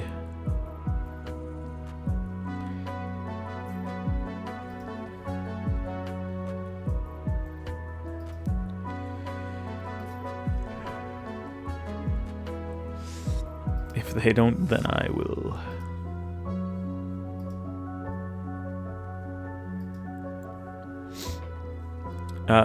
Yeah, Bouffalant, $25.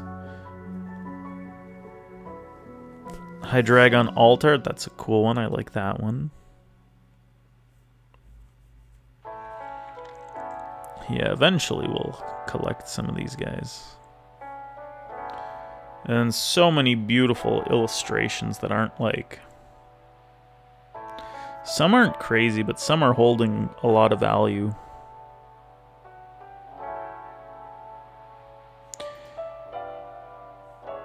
What?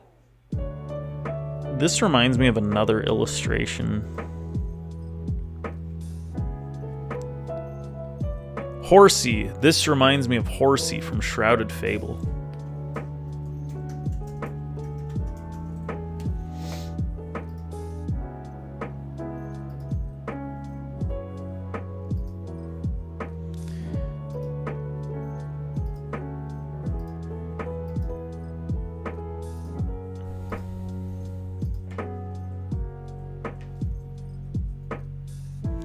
Yeah, look at that.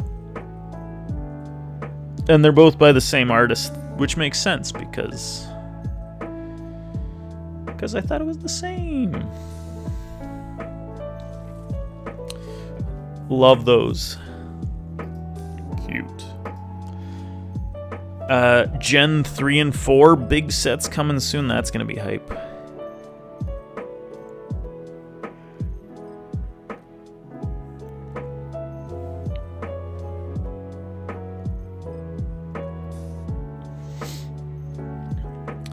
Yeah, being a vendor would be great if people came to me with some of these cards and I could be like, listen.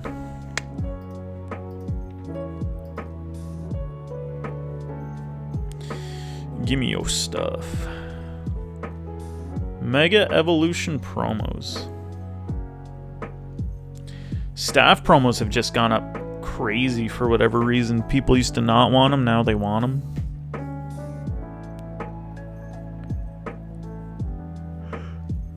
This Psyduck is so expensive too for some reason.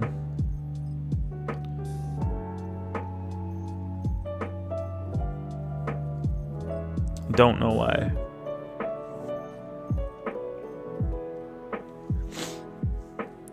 Making you shudder. Kind of want a staff promo just to have.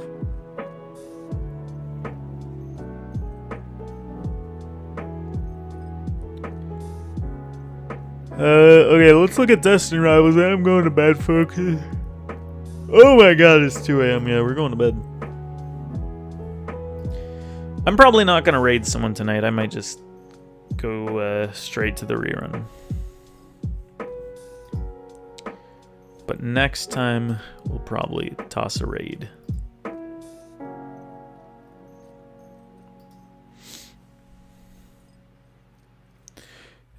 Even some of these golds, like, I guess it's the fact that there's a trainer on them, because typically the golds, people don't care for them.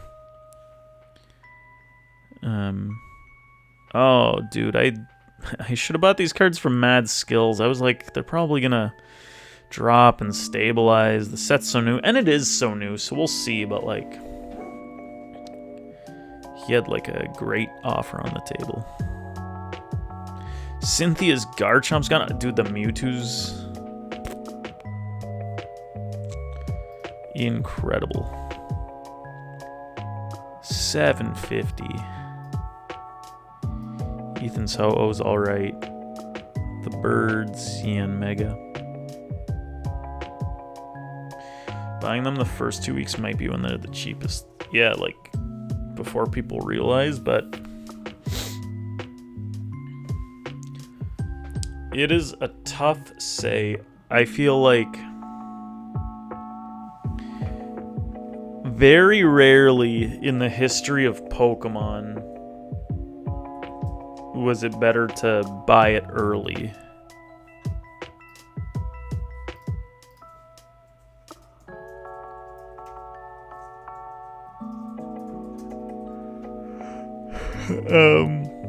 Like the odd cards went up, like Machamp Altart went up by like a little bit. Yeah, like Pikachu dropped. Maybe Greninja. Greninja from Twilight might have been cheapest to buy at the very beginning. But besides that, nothing else does it too often. Like, people knew Rocket's Mewtwo was going to be good. So it's like, I don't think it's... Like, I definitely feel like it'll have time to kind of simmer down a smidge, maybe. It's still a very, very fresh set. We've got lots more stuff to come.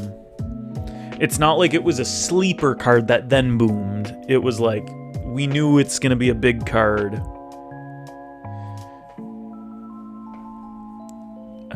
Yeah, Greninja when it first came out. I don't know how far I can go back, but at the start, it was like a $100 card. Like, that was a sleeper.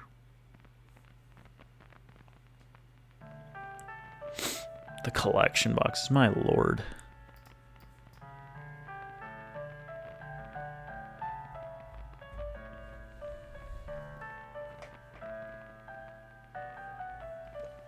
See, older stuff, I'd give people market. If someone came to me with a Rocket's Mewtwo, I'd be like, listen, man, I can't give you that much cash. Like, I don't know when this thing's gonna drop. I'm sure it's strong, but like...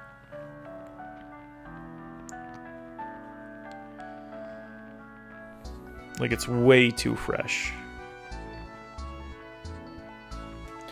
Like, maybe the Mewtwo's strong enough that I'd buy it, and depending on condition, like, I'd be lowballing some of the Destined Rivals singles.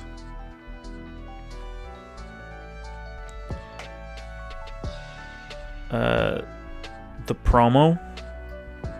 This guy.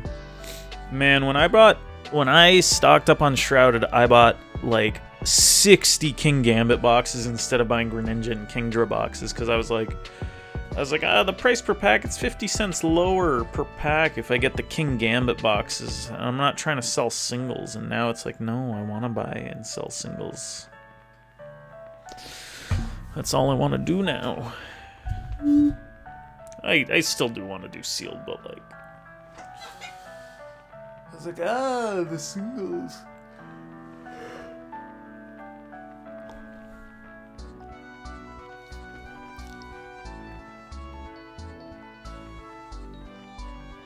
Alright. I'm going to bed. We're going to go into the rerun stream, folks. It's been a slice. Bidoof.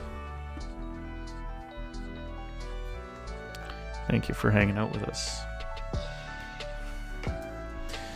We'll chat about some shows and stuff. You'll be my financial advisor.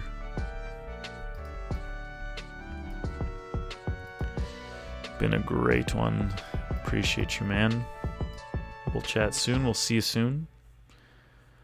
Eyes emoji.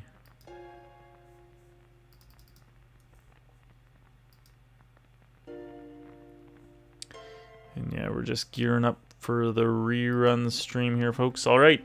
Take it easy. Stick around. Catch you later. Have a fantastic night. Till next time. Good pulls tonight, too. We kicked some butt. All right. Take care. Have a good night. Peace and love, folks. Ciao.